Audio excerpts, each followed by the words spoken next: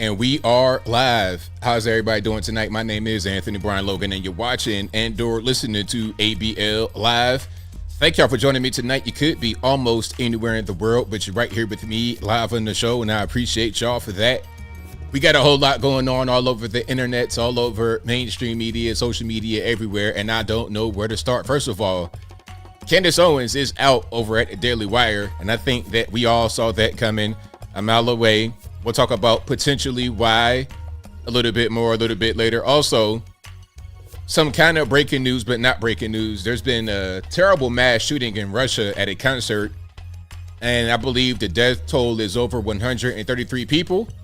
ISIS has claimed responsibility, although Putin says that the shooters were going to Ukraine when they caught them. We'll talk about that a little bit more a little bit later. Also, the federales, or to be more specific, 15 states in DC have sued Apple over antitrust concerns, talking about they have a monopoly, the consumers are rolled into a walled garden. But what I see is a little bit of bullying from the federales as usual. The same way they tried to roll on Tim Apple to make him break encryption. We'll talk about that a little bit more a little bit later. Also, Carlee Russell pleaded guilty, crying in court, crocodile tears, making crying sounds but no crying actual tears. Where's the waterworks? I'm hearing a crying noise, but I don't see no crying tears. What's going on with that? We'll talk about that a little bit more a little bit later. And there's quite a few videos you guys have not seen yet on the show. We'll get to all those things and a whole lot more on tonight's episode of ABL Live. And thank y'all again for being here. You guys are the best audience anywhere on these internets. If you like what you're hearing so far, if you enjoy the content in general, please give the video a thumbs up, like the video, share the video, do all that good stuff. That'll help me out tremendously. Okay, we got so much going on. I don't even know where to begin. But first, shout out to you guys for being here. I most certainly appreciate y'all. You guys are the best audience anywhere on these interwebs. And you guys are the sponsors of the show first and foremost, but I got to give a shout out to the other sponsors, and I'm going to have more sponsors coming up here pretty soon, so y'all be ready for that. But of course, y'all, shout out to my people over at patriotpost.us, your best source of news and information anywhere on these internets. I will link to them in the description, or just go to patriotpost.us in your browser and tell them that ABL sent you. Also, go to the merch website, ablmerch.com. That is ablmerch.com. We got the hats, t-shirts, stickers, hoodies, mugs, and more right there on the website. Again, ablmerch.com. Also, go to my regular website, anthonyblogan.com. That is ANTHONY, the letter B, LOGAN.com. Go to the front page of the website where I write an article for each video that I produce. And in each article, you'll find sources from the left, from the right, from the politically non-conformist, if that's the proper word, politically non-binary, whatever they want to say, over in the new woke spaces on planet Earth called K through 12 education, private, public, charter, and also undergrad, postgrad, everything else. I'm getting triggered early. But anyway, go to the front page of the website, go to the articles. I have sources for whatever you need right there in the articles. Also, go to my contact page, anthonyblogan.com/contact. You can find my email address, my snail mail address, my social media accounts, my Facebook, Instagram, Twitter, never going to call it X. All those platforms are right there. And of course, please don't get scammed. It's 2024. Don't nobody have time for that. The cost of living has skyrocketed, and it continues to skyrocket, although Joe Biden will tell you something different. The cost of living is going all the way through the roof. So we need all of our monies. Don't get scammed. If you ever think you're talking to me or you're ever curious, just shoot me an email. Hey, man, is this you? Like, what's going on? Or how about this? The best way to contact me is by using my email. Any other way that you are contacting someone who says they're me, it's not me. Okay? If you're contacting some 45-digit phone number on WhatsApp and they say, oh, I'm ABL. Call me now. I'm ABL. That's not ABL. It could be a Caribbean dude. It could be a Nigerian dude with that accent. I was kind of messing up. It could be somebody in Lithuania. It could be one of them old USSR, Soviet republics. It could be anybody. Don't get scammed. It's 2024. My email is very simple. contact@anthonyblogan.com. If that's not what you're getting an email from, then it's not me. And the easy way to get my email is to go to my website again, anthonyblogan.com. And the reason why I always say that is because I still get emails from some of you guys. Hey, man, somebody told me that this was your number and I got to just double check. And I'm glad you guys double check because I don't want you to get scammed. All righty. So we got so much going on. Yeah. Shout out to you, Santo Bartez. Shout out to the fake ABL scammers. Yeah. Shout out to y'all. But we got a whole lot happening. And again, shout out to you guys for being here. You guys are the best audience anywhere on these interwebs. Also, of course, you guys got to subscribe to Uncle ABL. I got some really good videos coming up planned for this week so I could be more consistent putting them out every day. And I want to get it to the point where that channel, and by the way, that channel is monetized now. So shout out to you guys for making that happen, for watching the videos, staying subscribed to the channel, all that good stuff. It is monetized. So I'll be putting a lot more stuff on Uncle ABL pretty soon. I got some crazy stories. I got a crazy a paternity fraud story. I mean, it's so ridiculous. Like, a lot of the laws in this country definitely need to get updated. But you guys, please subscribe to the channel, Uncle ABL, and I will be uploading a lot more over there. If you're interested in that kind of content, if you're not interested, tell a friend to tell a friend. You got a young cousin or something like that that needs this uncle advice. I got him over on Uncle ABL. Okay, where are we going to begin? There's so much going on. First of all, we're going to get into the whole Russia thing later, but RIP to all them who died in the Russia mass shooting. Again, I think the death toll is over 133. ISIS claimed responsibility, but who knows who really did it? I don't know about you guys. Can I say something right quick? I'm just thinking. I'm thinking out loud, and if I'm off base here, if what I'm saying doesn't make any sense, or if you want to add something, just please feel free. When's the last time you heard ISIS claim responsibility for something? That was a thing a few years ago. I'm not quite sure when that was. The whole ISIS run. Every other day, it was something happening, some bomb going off, something, an Ottawa bar in some random hot dog stand. And then, oh, okay, ISIS did it. I've not heard them be responsible for a thing in a very long time. It's been years. So why all of a sudden now, and why would they hit Russia? Out of all the places in the world, Russia, what is Russia? Like, why would Russia be a target for ISIS? I don't understand. It's kind of weird. You guys let me know if you think that it's fishy. Does it make sense? Does it, like, y'all just give me your opinion about what's happening. But we're going to get to that particular story a little bit later. Jackie says it's still around. I mean, I don't doubt it's still around. I'm sure that the Taliban is still here too, but it's like a lot of these groups, at one point, they were claiming responsibility all the time, and I've not heard about them in a long time, and now all of a sudden they come back and shoot up 100 people in Russia. And I've never heard of Russia being a target for this kind of attack. So my question is why? Exactly, Mike. Russia supports Palestine, so I'm confused. It doesn't make any sense. ISIS? Really? Is that what we're going to think? ISIS? Yeah, and then Putin says all of the people who were responsible were caught, by the way. That's what he says. He think he said there were 4 shooters and they were all caught. Okay, now, maybe, again, here I am just thinking out loud. I'm just thinking out loud. When you have the Muslim terrorists, what they usually do is, delete themselves. Suicide vests. They go into a crowded establishment, and then boom, everybody gone, including them. Rarely do you have all 4 shooters live, don't become martyrs, and then as they were leaving, they were going to Ukraine. Why were you going to Ukraine? How were they leaving? Were they leaving on they weren't leaving on foot? Did they have a vehicle? Were they flying in the plane? But what's going on? This whole thing doesn't make any sense from what they tell us. And again, all I can tell you officially is what we're being told.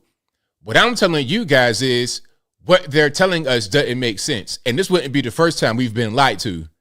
They will lie to you with a straight face, and then when they get caught lying, say, "Oh, we did it for your best interest." Huh? Excuse me? Like on a lower level, but still a lie from the federales is when your man, what was it, man? Fauci lied or didn't lie about the masks efficacy, talking about, oh, well, they don't work and it might block a droplet or two. And then he said, oh, nah, I was lying about that. They really do help. But the reason why I said that is because I didn't want there to be a run on the masks. What? Like, what's the truth? I don't want you to tell me nothing that you think that I need to hear. How about we start with the truth? That's a great place to begin, rather than just tell me whatever you want me to know. Yeah. So Bam Bam Bigelow says, almost do not want to know. You know what? Some say ignorance is bliss. I'm not trying to call you ignorant, but I'm just saying I feel the same way sometimes. I'd rather not know something, because sometimes the truth is more disturbing than the lie. The truth, knowing the truth, can sometimes be more disturbing than knowing you're being lied to. Tell me them beautiful lies. I know you're lying to me, but the lie that you're telling me is more comforting than what the truth is. Yeah, we get lied to every day because they don't want us to be in the panic. That's all. So I'm right there with you, man. Sometimes I'd rather not know. I'd rather have the ignorance. Ignorance is bliss. Just like your man from the Matrix, when they were trying to put him back in the pod, or they did put him back in the pod, he was like, yo, wipe my memory. I know this steak ain't steak, but the steak is so good. That's how I feel sometimes. So I'm right there with you, boss. All right. So let's keep on rocking and rolling. We got a whole lot going on. We got a whole lot of videos. Shout out to you guys on the Facebook. Shout out to you, Aaron, watching on Facebooks and the YouTubes. Thank you, man. I appreciate y'all. And thank you to everybody who's watching me on the Facebook. So I really, really appreciate it. Let me go ahead and share that to my regular page and also to my Twitter. And if you guys can share this as well, please do so. Oh, also, you're listening to an audio podcast as well right now. Maybe you're watching it live on the YouTube, or maybe you're watching it on the audio, or not watching it. Maybe you're listening to me on audio or watching the replay. In either case, please give me a 5-star rating, a thumbs up, a review, whatever you can on whatever platform you're watching me on. I most certainly appreciate you. We have a whole lot to get into, and there's going to be quite a few videos, quite a lot of stuff, and a lot of questions questions that at a certain point we got to get answered. We're going to talk about Candace. Oh, the Candace thing is that's going to be a lot. There were some mixed opinions about my stance on Candace because people somehow think she's anti-Semitic, which is kind of ridiculous in my opinion. It's like, just because you may be critical of a nation and their military does not mean that you hate that nation or their people. Just like I might criticize what we do in America. I say Joe Biden sucks. His border policy sucks. His foreign policy sucks. His economic policy sucks. Everything that Joe Biden does sucks. His administration from top to bottom, they are garbage. They're incompetent. They're DEI hires at best. At worst, they're outright trying to destroy our nation. Why can't I say the same thing about another nation? Hey, I don't like their policy as far as what's happening to the Palestinian people. I don't like the Palestinians getting curb stomped because of what their governing body did. I don't like that. It doesn't make any sense to me. If you have a conflict between a governing body and another governing body, let that be the conflict rather than it getting so personal. People get caught up in their feelings. I don't get caught up in feelings. I'll criticize my own nation and what we do militarily. So you 100% can bet your bottom dollar I'll criticize yours as well. That does not mean that I'm somehow an anti-Semite. It just means that I'm doing the same thing I do. I'm being consistent. If I didn't do it, then I would be a hypocrite. I'd be inconsistent and I would be a liar. But you know what? At a certain point, people love those kind of people. They like the politicians. Tell them anything they want to hear. Going back to my man in the Matrix. Hey, put me back in the pod. I know this steak ain't steak, but it tastes so good. It tastes so good. So yeah, I think that's the reason why I got mixed reviews on the Candace Owens thing. But for the most part, people like what I had to say. Although someone not going to agree, that's the beauty of our nation. You don't have to agree with everything that someone says. You could disagree and keep it moving.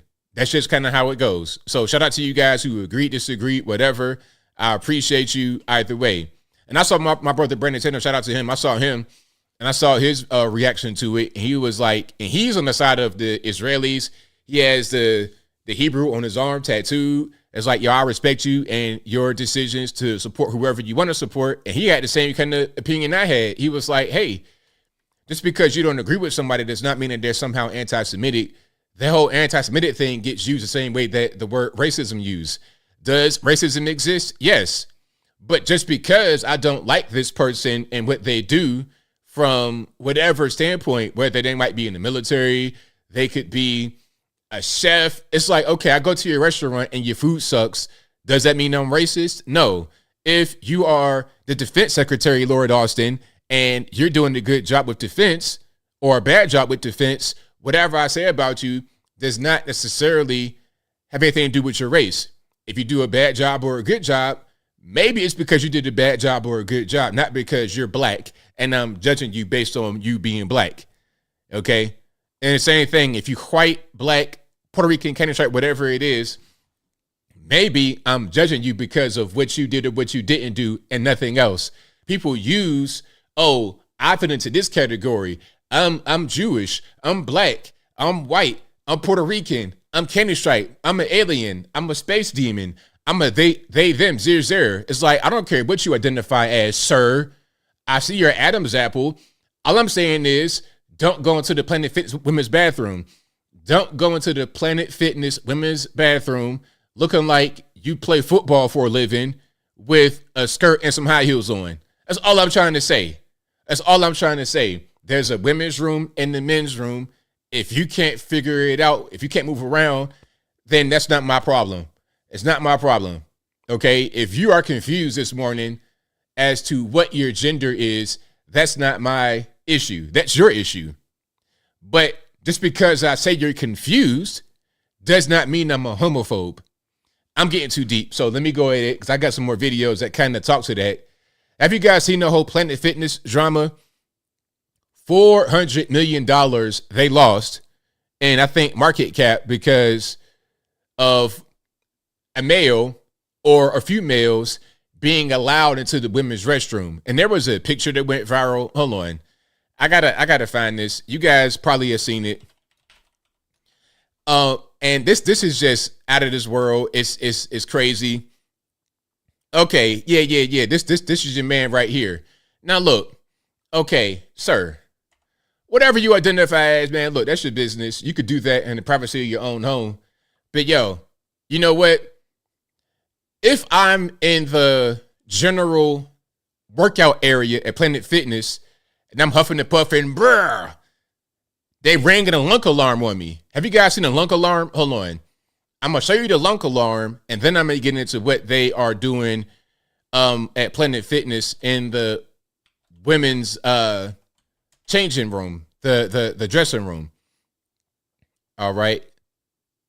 Now, this is crazy. If you've not heard the lunk alarm, I'll show you what's going on with that. All right. Let's go ahead and get some sound. That might help. Let's see if this actually plays it. All right, hold on.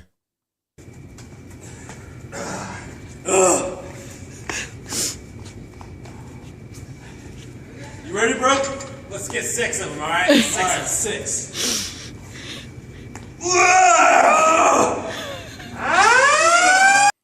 They're kind of exaggerating, but do you understand what happened? So they're grunting, all this, and then Planet Fitness rang an alarm on them. Hey, you guys are doing too much. You can't do that in here.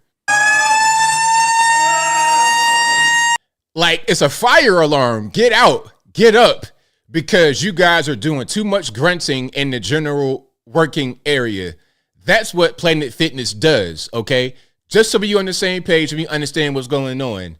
That's the rules at Planet Fitness. Now, also at Planet Fitness, you could be a dude with all your full equipment, your twig and berries, and go to the women's changing room and be protected. Now, I would think that would be cause for a lunk alarm as well.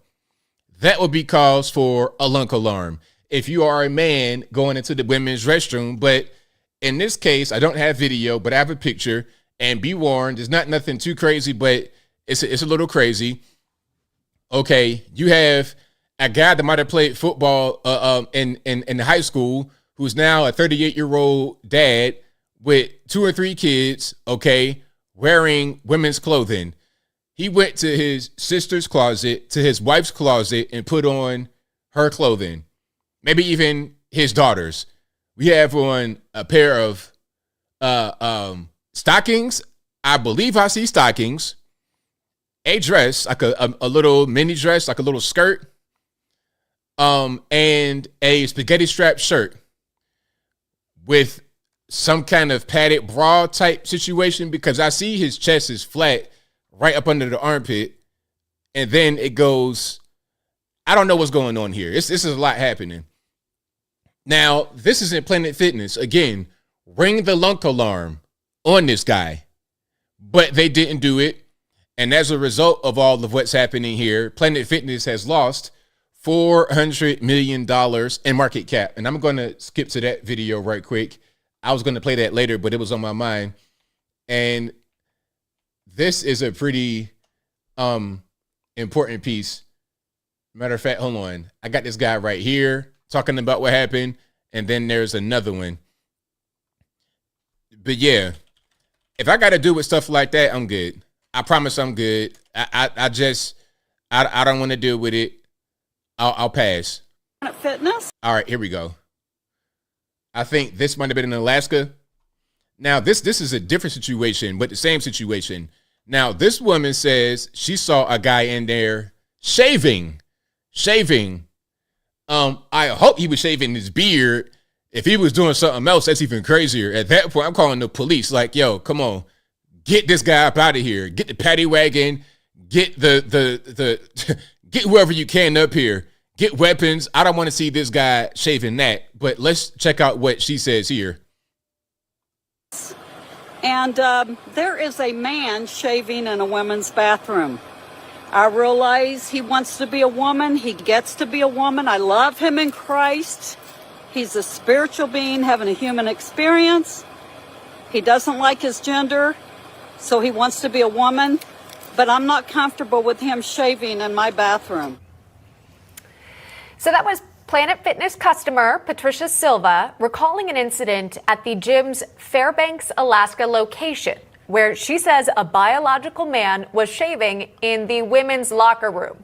Silva saying that there was a young girl who was in a towel, freaked out by the incident, and so she confronted him. And then, so what do you do?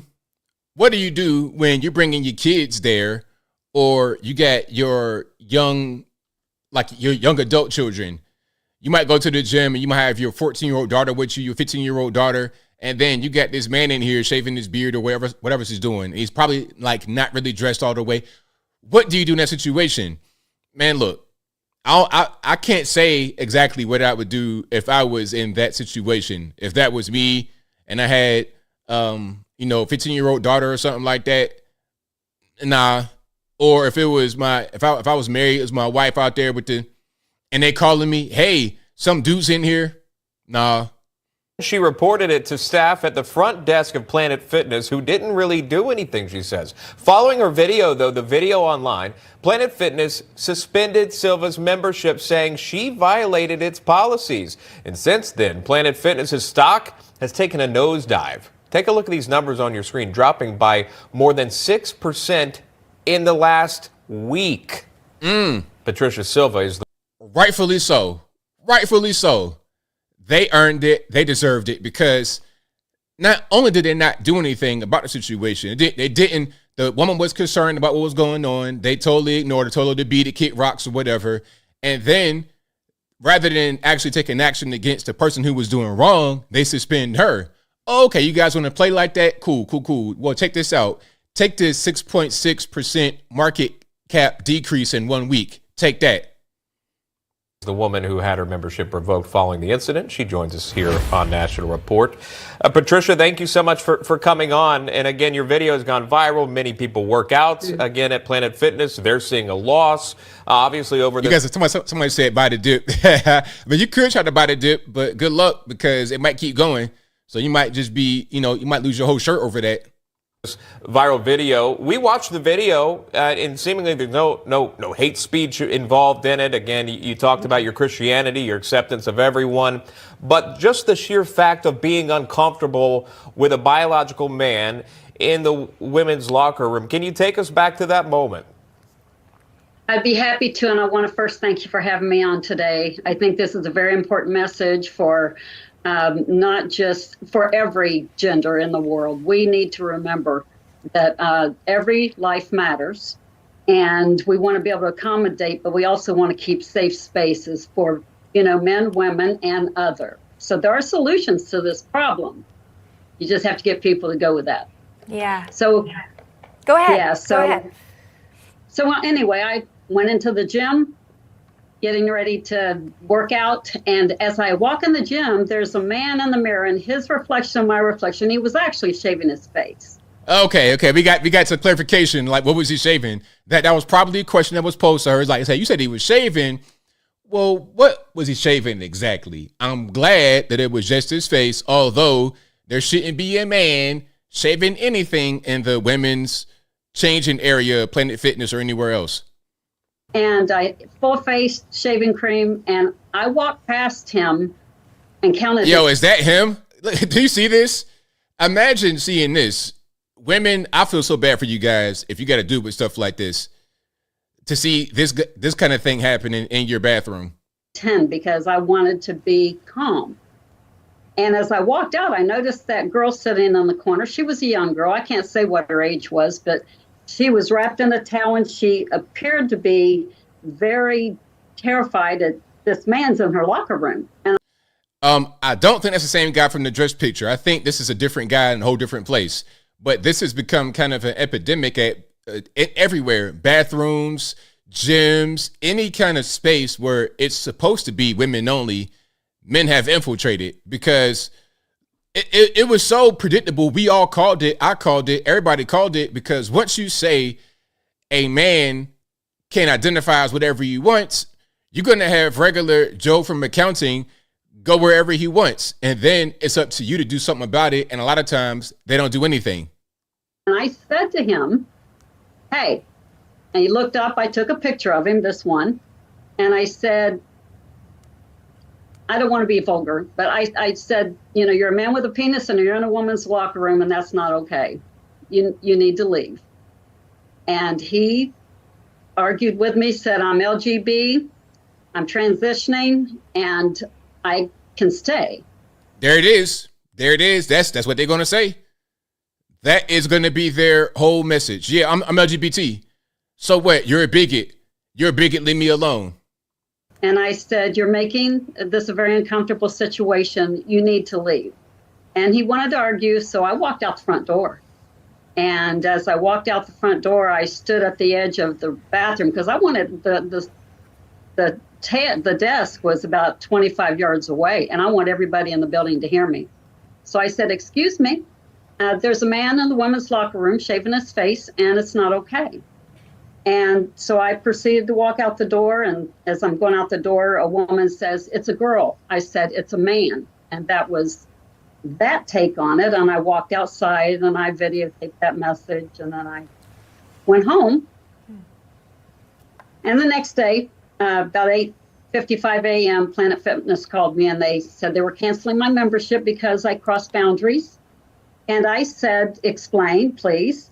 Now, if anybody crossed boundaries, it would be the man in the women's changing room. Wouldn't that be I feel like I'm living in bizarro world where everything's upside down and backwards.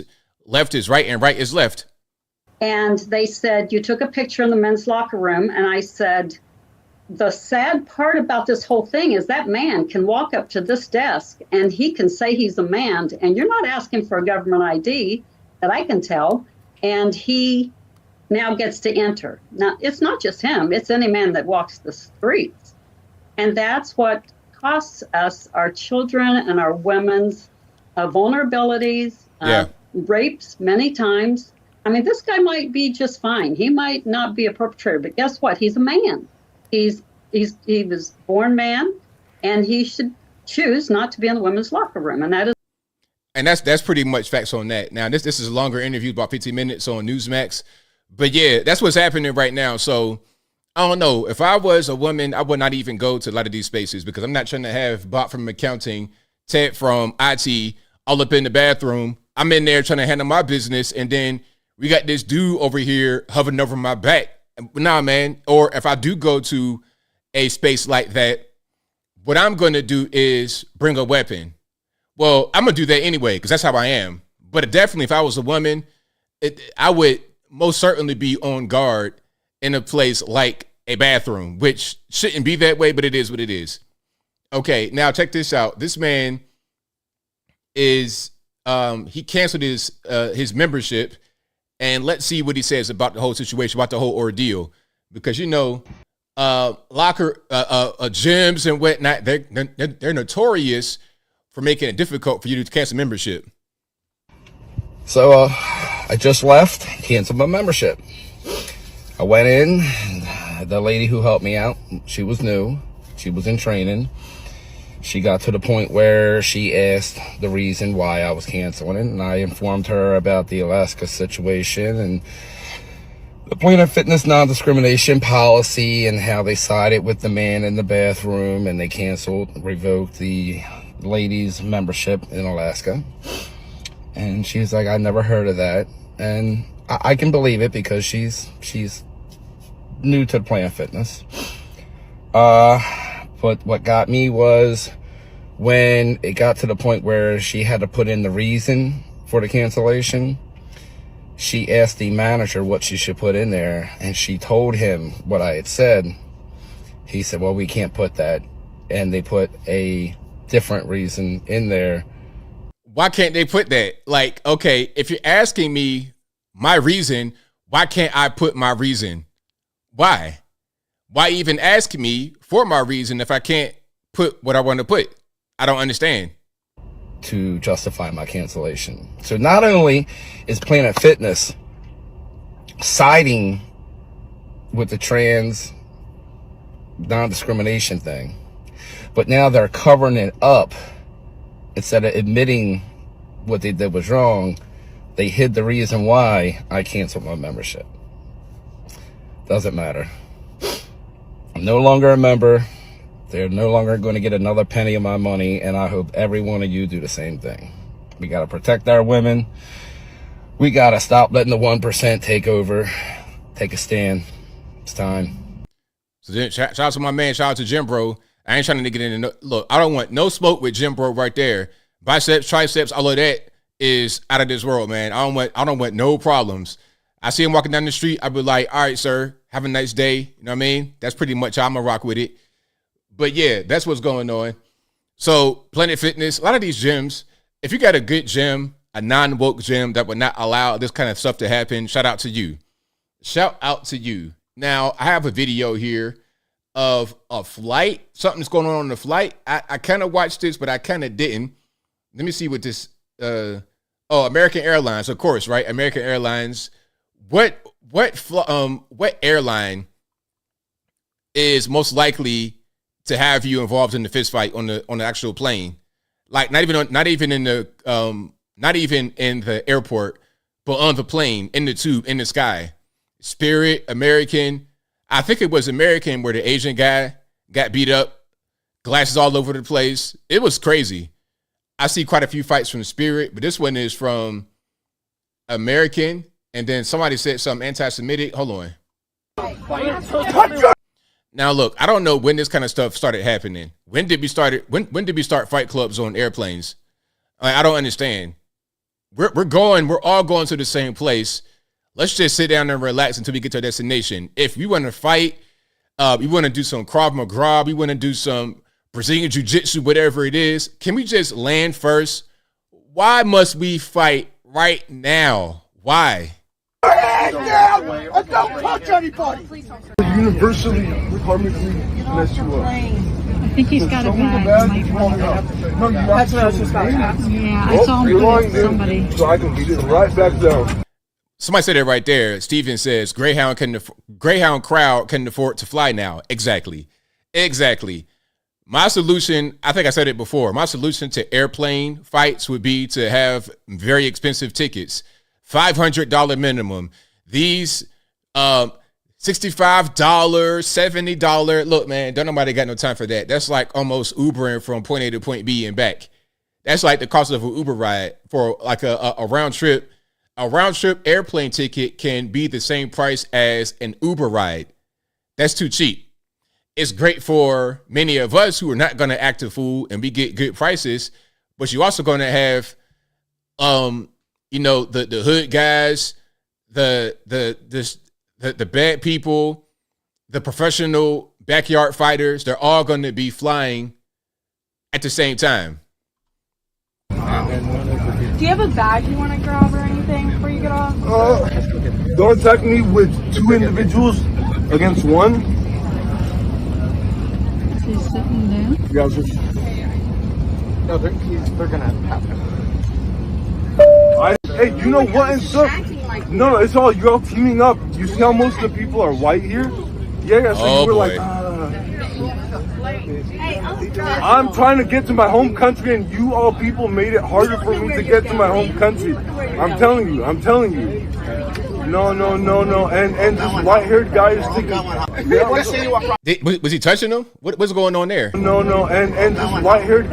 Is he touching the man? Like, hopefully that's his dad or something. Don't be touching me on my head, boss. We're not going to do that. Guy is taking... Want to see you up front, cuz.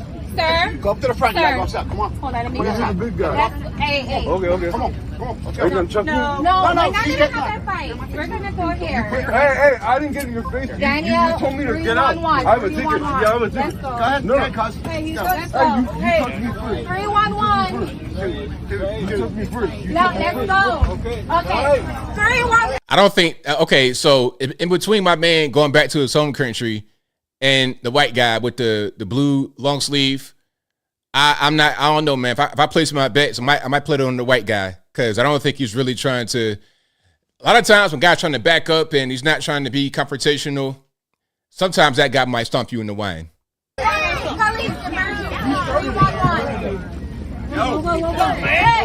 Oh, there it is. There it is. I called that. There it is. Got that rear position. It's all over. Night. Now! You got it, cuz? You got it? All right, guys. Now, put your hands down and don't touch anybody! Put your hands down and don't touch anybody! Yeah, my man. She was trying to just be like, hey man, I don't want no problems. And then all of a sudden you got an opening, boom, rear naked, it's over. Yep. And somebody said the guy probably is drunk. That's something that they did on the airplanes, serving them drinks. Look, okay, you got a fare of $50. You're serving drinks that's cheap as a dive bar, $10 or whatever it is. Oh yeah, you're gonna have some guys act a fool and get themselves hemmed up like that. So am I. I'm right here. Look. I'm right here. You're gonna walk? You're gonna walk or you're gonna be nice? We have a couple Walk! Turn around and walk! Let's go. Turn around and walk! Thank you, guys. Turn around and walk! Walk! So am I!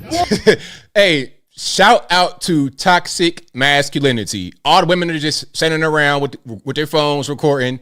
Nobody wants any kind of smoke. Nobody wants to get this drunk guy off the plane acting the fool. White guy come in there, bald head, kind of buff. You already know what it is, man. Leave him alone. I might even see a cauliflower ear. Listen, how about this? If you ever get into a confrontation like this, and you guys not going to do it, you guys are a pretty classy crowd. You see a white guy looks kind of in shape, like 40-something years old, bald head with 2 cauliflower ears. Man, just be like, hey, man, I apologize. You know what?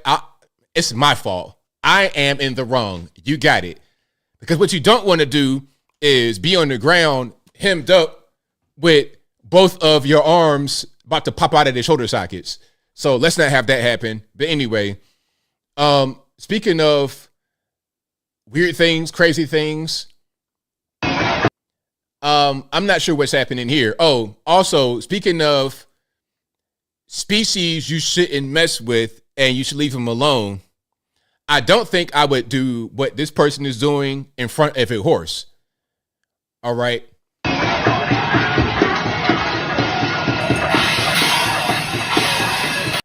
Now, I can't really call what this person is doing, but let me just give you the an overview of what's happening here. If you can't see it, you have someone, maybe them, a woman or something, with an LGBT cape over their shoulders and some kind of Antifa feminine type outfit on. You got all black with a gray skirt and some athletic shoes and a LGBT face mask, like a Dr. Fauci mask.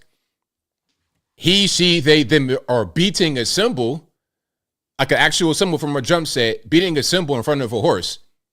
And the horse's hind leg is kind of perked up.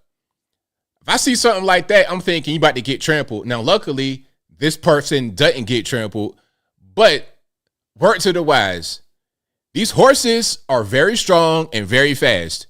They will trample you. It's going to hurt. Oh, it's going to hurt very bad. And you on concrete, you might lose your life if you get trampled by a horse right here in this particular area.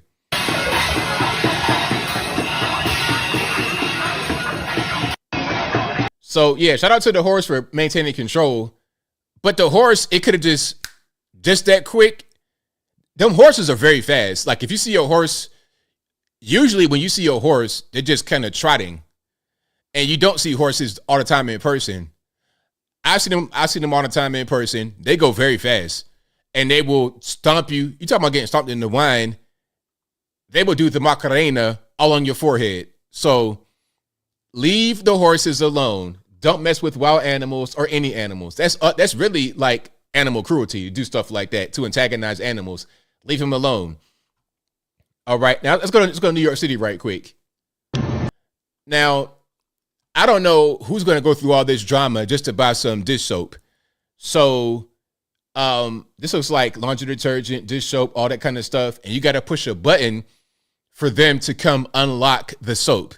Now, look, if the soap in my local bodega or tienda, whatever they want to call it, if the soap is locked up, I am probably in the wrong place.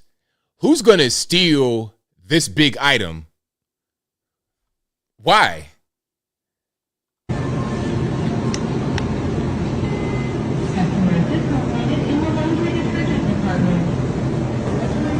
This one, please. For $1.99. For dish soap, not even for that detergent, for dish soap, $1.99. Just kind of what's this, Walgreens brand? Not even, I can't even get some Dawn, that Walgreens brand dish soap for your sink dishes, your pots, pans, all that good stuff. It's crazy, but when you're living in a place where people just steal all the time, you got to do it. Okay, somebody said they sell it on OfferUp. They sell it. That's crazy. Totally crazy. Yeah, even where we live in. Oh, and you know what? Here is the stealing in live action. I'm not sure where this is. This could be anywhere USA. But here's the stealing happening in live action. Let's check it out. Y'all got it. Y'all got that. Yo.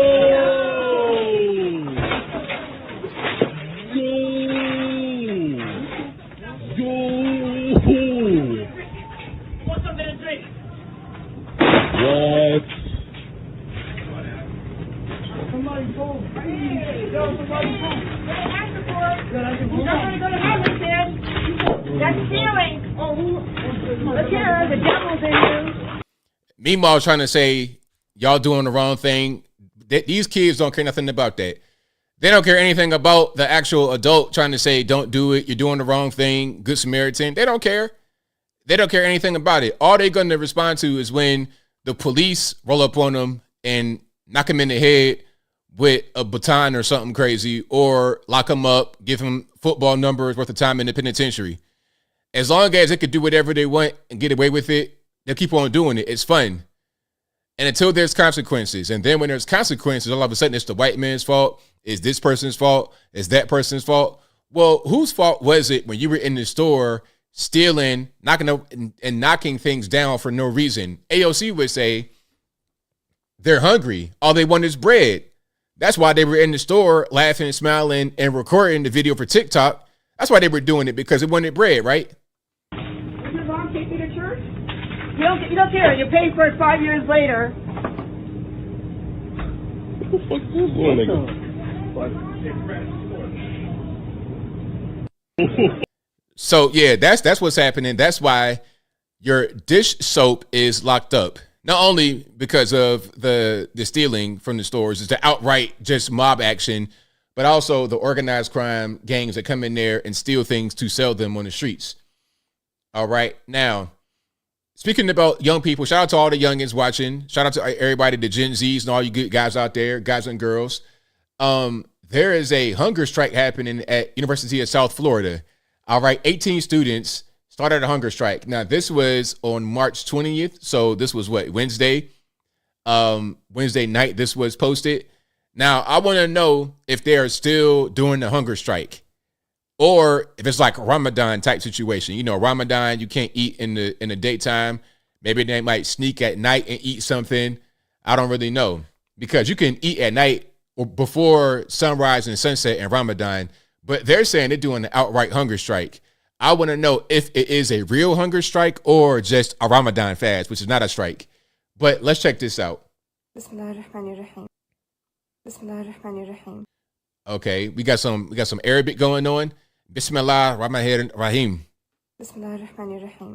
Hello, I'm Khadija. And then that means, in the name of Allah, the most gracious and the most merciful. Hello, I'm Khadija. Today is day 3 of the strike. For 3 days, USF has forced us to starve ourselves, to have our voices heard.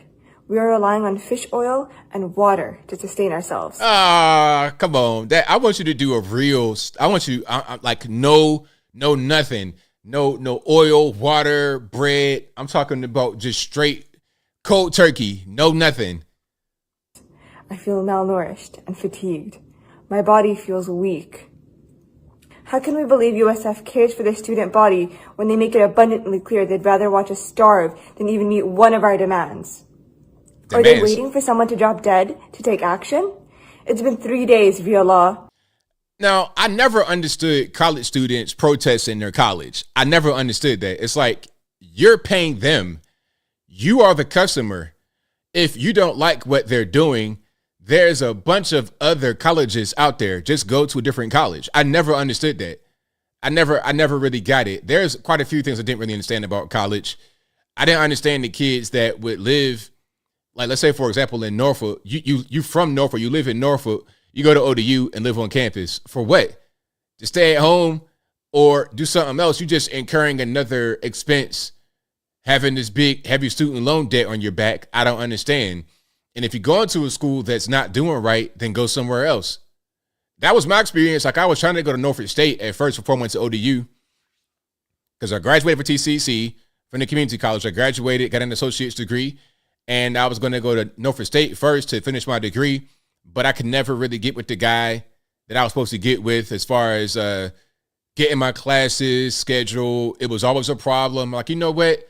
I'm not going to keep chasing this guy down. I'm going to go over here. I have options. I'm not just stuck with this one college and that's it. So if I'm at a school and they are not doing what I needed to do, I'll leave. And the same thing I would hear about black kids going to a mostly white school and complaining about it. It's like, well, why don't you go to a black school? Those exist as well. You have predominantly white schools and predominantly black schools. Go to where it fits you the best. Why cry about it? When will you care about your students as much as you care about your paycheck? They brag about student diversity while investing in the companies making bombs that kill their family back home. They flaunt mental health resources. Is the genocide in Gaza, in which my university is complicit, helpful to any of our mental health? As a freshman at this university. Oh, you a freshman? You're not even invested. You just started going. Go ahead and transfer right now. Going to transfer right now. Like, what are you even waiting on? Go ahead and transfer. The semester's almost over with. and you can transfer and go somewhere else next year. You're not even fully in. You just started going there. I am ashamed. I am ashamed of you, real law. Inna lillahi wa inna ilayhi raji'un. May Allah bless the martyrs, and may Allah grant Gaza safety and security. Okay, so hunger strike at USF in Florida because some demands weren't getting met by some of these individuals. Now, let me see what their demands are. So the students, again, it's 18 students at USF in Florida. The students are demanding the university president call for a ceasefire, divest from certain companies, and make their investment portfolio public. It's like, excuse me? I'm not doing any of that. Y'all want to transfer, y'all want to leave, go ahead. Go ahead. It's a new batch of freshmen every year. We get transfers every year from all over the world. You can leave. Bye-bye. Auf Wiedersehen. Sayonara. All that good stuff. Adios. All right, let's keep on rocking and rolling. If you like what you're hearing so far, please give the video a thumbs up, like the video, share the video, do all that good stuff. That'll help me out tremendously. You came out of the women's. Okay, here's one about this whole women's restroom thing. My man in the white SUV is letting somebody know what's going on. You came out of the women's bathroom. So you know my anatomy? But you're a man. You know my anatomy? How about you mind your own? He was in the women's bathroom. That's a single stall bathroom. What do you mean it don't matter? That's a single stall bathroom. My daughter goes in there. If you go in there to piss. A single stall bathroom. So A what? single stall bathroom. With balls and dick. Hey, you know my anatomy? If You know my anatomy. If you go in there and use the bathroom, You know my anatomy. What they do is none of your business. You know my anatomy. What they do is none of your business. Y'all know. we gotta keep these. You ain't gonna come around here. Oh, we have to keep. Hey, I didn't say it. He said it, but I understand why. I don't condone that kind of language. I'm not going to say it, but I understand why. Now, I understand the other side as well. If you got a single stall bathroom, if it's single stall, then why put a gender on it? At that point, if it's single stall, you could lock it behind you, then it's fine. All right, we got some pronouns going on here. Let's see if these pronouns make sense to you. Yeah, the attack dog was ready for war, won't he? Little baby teacup, whatever that dog was, the cutest dog in the world, riding his owner's shoulder like, what's up, man? We got problems, we got beef. Look, if there's any kind of issues, if there's any challenges, I'm going to leap off my owner's shoulder and I'm going to destroy your ankles. So don't get it twisted. Yes, I'm diminutive, I'm small in stature, but I will destroy all your ankle ligaments immediately. So don't get it twisted. Now, check this out. Are you able to keep all the pronouns? Do you know what all the pronouns are? Zer, zim, zim, zer. Do you know what they are? Let's see what this individual says about the pronouns and how to keep up with them.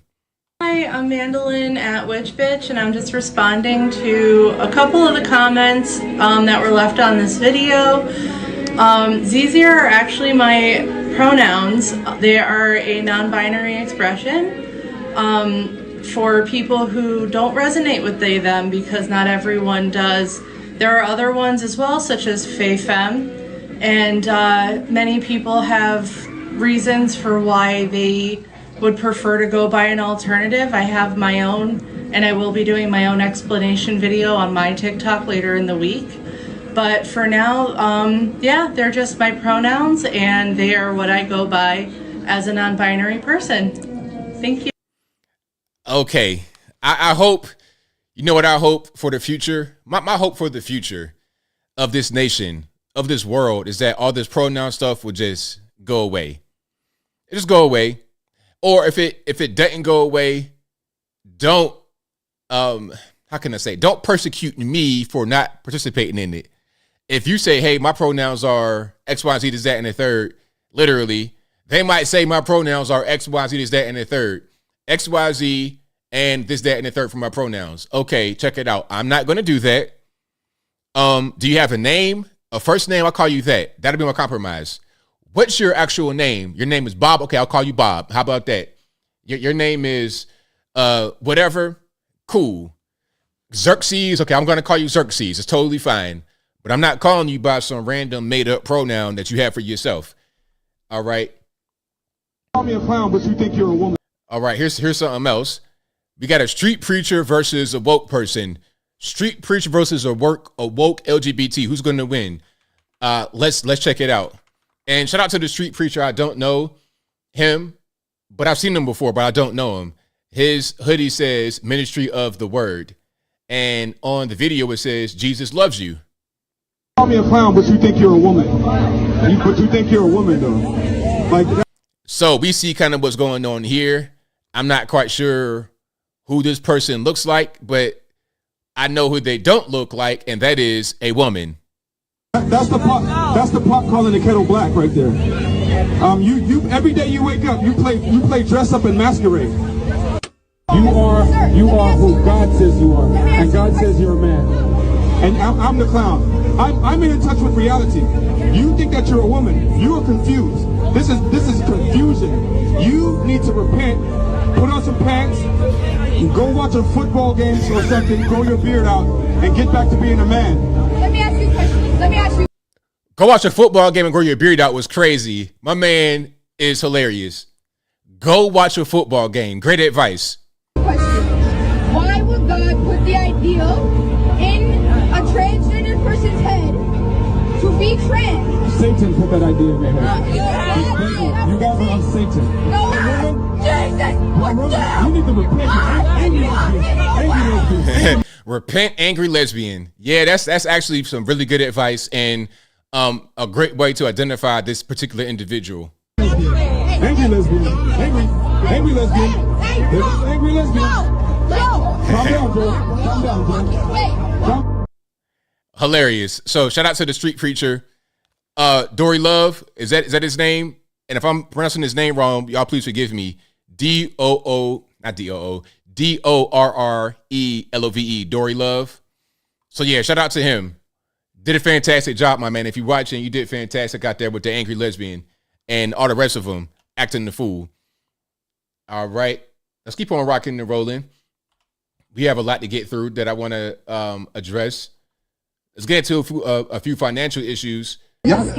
This is a skimmer on a machine at a Dollar Tree. All right, and what's this? Bayonne, and this is in Jersey City. Camera on the thing that he just wiped, Somebody know what's going on. and now somebody has his card information. Everybody that used this today's card information is stolen now. Check your account. Check every one of these machines probably got it on there. I would call your bank right now. Call the 800 number on your bank right now. Now, I'm going to tell you something. A lot of these skimmers that go on these machines, first of all, I rarely ever actually swipe my card. I rarely ever do that. And if I swipe my card, it's going to be a credit card, not a debit card, because it's easier to get your money back on the credit card. But I almost never swipe my card anymore. If you don't have Apple Pay or the chip insert, I'm good. And usually I want the Apple Pay or at least the touch to pay, because I can use Google or I can use Apple. But I'm not going to swipe my card because there's too many skimmers out there.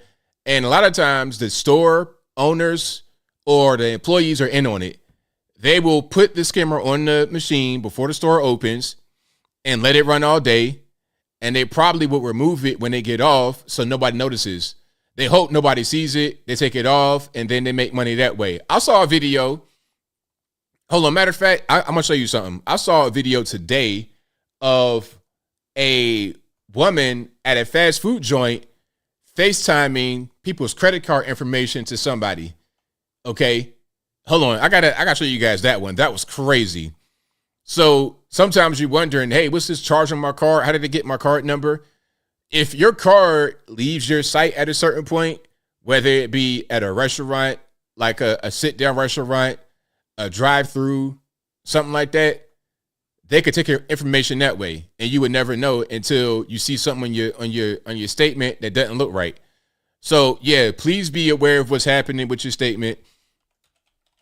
Yeah, it can go down like that. It can really go down. Yeah, here it is right here. Shout out to Clown World for this one. Okay. And here we are. Now, the caption says, She's sharing the customer's credit card information with her friend via FaceTime. All right, check it out. That easy. So the phone is facing down. You don't see it because you're in the drive-thru. It's beyond your line of sight. You see, she's looking down. You're going to see through the window. You can't see what's happening right there. The phone is facing down. The FaceTime is on, and she just shows it. And of course, FaceTime is encrypted end to end. So I don't even know how this got recorded, but it did get recorded.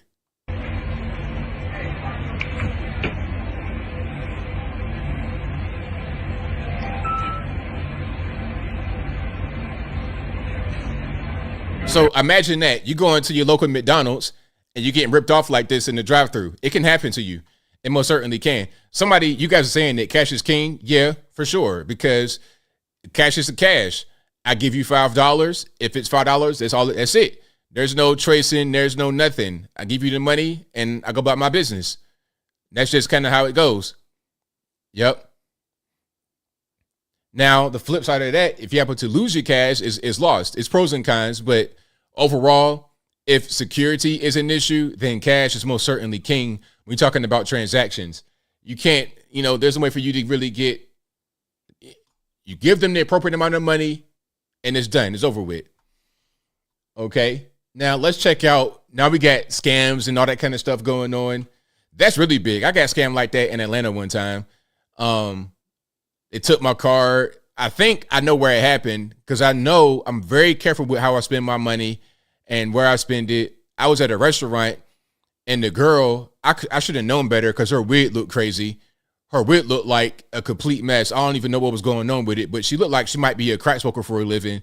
It wasn't a super nice restaurant, but it wasn't a real low end spot.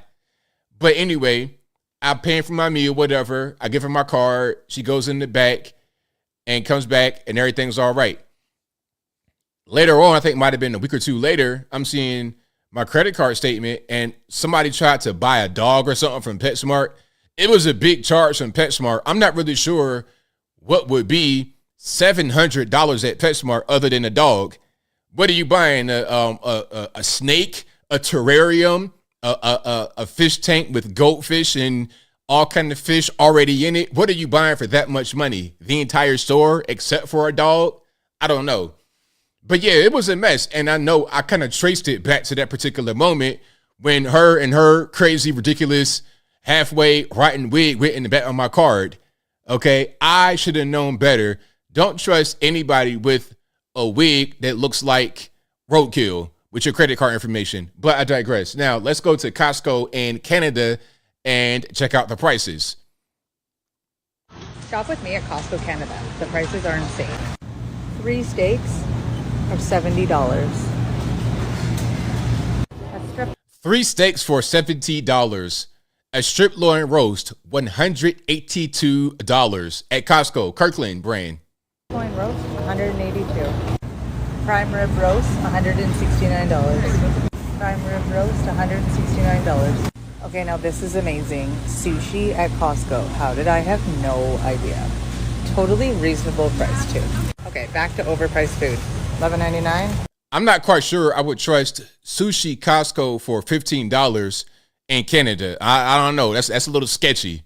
And it's in bulk too. I don't know about that one. I'm not really sure what I'm doing. If it's raw sushi, no, I'm good.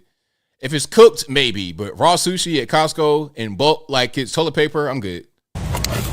Thing of grapes. 5 avocados, $8.99. This was $450. I believe I got like 10 items. Outrageous. Yeah, that's Canadian dollars. Now, what's the USD to CAD conversion rate? Hold on. Or CAD to USD.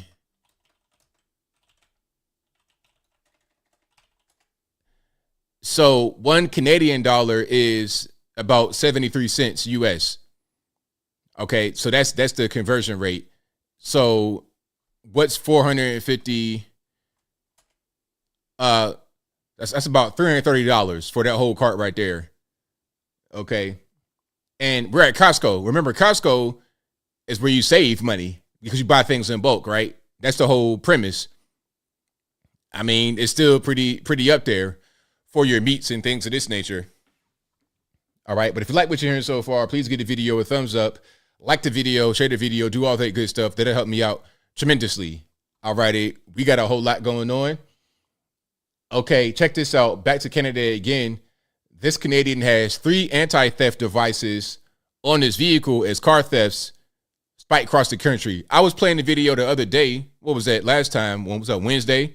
I was playing a video where they were talking about, hey, if they break in your house and they're trying to steal your car, leave the key fobs right there in the front so they don't go throughout your entire house. All they want is your car. Don't try to fight them with their gun over your car. But like me personally, once you cross the threshold into the interior of my home, all the bets are off. At that point, you might mess around and meet your maker. Okay, you might go to the upper room immediately. You got a first class ticket to the upper room. But normally, I'm all about peace. I'm the nicest guy in the world. I'll get you shot off my back. You want it, here you got it. But once you breach the perimeter, you're doing something different. Now, check this out. Let's see what the person has on their vehicle to prevent thefts. All right. So check this out. We're in Collingwood. This gentleman's from the city. So we got the club on there. You know, the club for your steering wheel. You see that right across it. Some anti-theft devices. Look at a boot. Yo, imagine. You know what? That's actually brilliant. He put a boot on his own car to prevent it from being stolen. That is brilliant. You know what? I might actually think about doing something like that. Because if you're living in a place where car thefts are so common, if I boot my car, you might think, oh, well, look, I can't even mess with it because I can't really move it.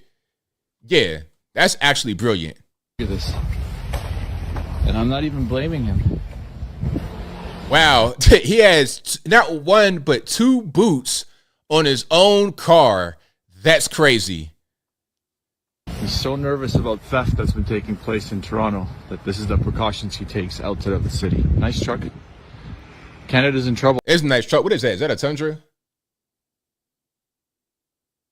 It is. Yep. Shout out to the Tundra gang. Yeah, the boot is pretty small, but hey, I would definitely have a bigger boot in my truck bed. You have a Tundra, sir. I need you to get the actual legitimate City of Toronto boot on your vehicle for a deterrent. All you need is 1. 2 is fine. All you need is 1. Because somebody might say, you know what? I accept that challenge. I'll go ahead and steal this big Tundra and roll those boots right off the car. We're in Canada. That might just be a snow tire at this point. So yeah, but I understand why you would need boots in your own car to prevent the theft. But that's crazy. Is it that bad in the Great White North where you got to boot your own car to prevent the thefts? Now, speaking about the Great White North, let's go to the other Great White North in Russia. We're not getting to the mass shooting quite yet, but we're getting to, this is pretty funny. So there have been sanctions on the Russian Federation and certain brands, quote unquote, left. But did they really leave? Let's check it out. All right, let's throw it on the screen. This is what happened to the brands that left Russia because of the sanctions. Even though Apple said it pulled out, they have the exact same store as before, which looks just like an Apple store inside, but the Vision Pro cost $6,800. Lego was rebranded as Cube World, and they came up with a new logo, but they still sell the exact same Legos. Even Captain America's shield. McDonald's got rebranded, but the logo is still an M, and it's just as popular. They turned KFC into Roastix, which still sells red and white baskets of chicken. They rebranded the Timberland store as Bootwood, but it still sells Timberlands. Nike was closed for a while, but someone reopened the store and just changed the logo. And Sephora is called Isle of Beauty, but they still sell Sephora collection. They barely changed the Starbucks brand, but the coffee is different. J&S still sells Levi's, and they don't even hide it. And Pandora barely tried to rebrand itself. They still sell the exact same jewelry. Zara was closed for a while, but now they sell the exact same clothes under a new brand in the exact same store they had before. And while all of the luxury companies won't sell directly to Russia, the big department stores just buy them from countries next to Russia. They call it parallel imports. So there's almost no brands you can't find in some form in Russia today. So it's like, what's the point? All these sanctions, it's so stupid. It's so dumb. It's just like posturing, but the posturing doesn't even work because the brands are still being sold. Nobody cares. It's a whole big mess. It is a whole big crazy mess. So I don't know what they're trying to prove, what they're trying to do. It's so weird. It is so weird. Hey, check Boot World. Exactly. Listen, money is money. We don't got time for these sanctions. We're still going to sell Legos. We're still going to sell Timberland boots, Sephora makeup. We're still going to sell all that stuff.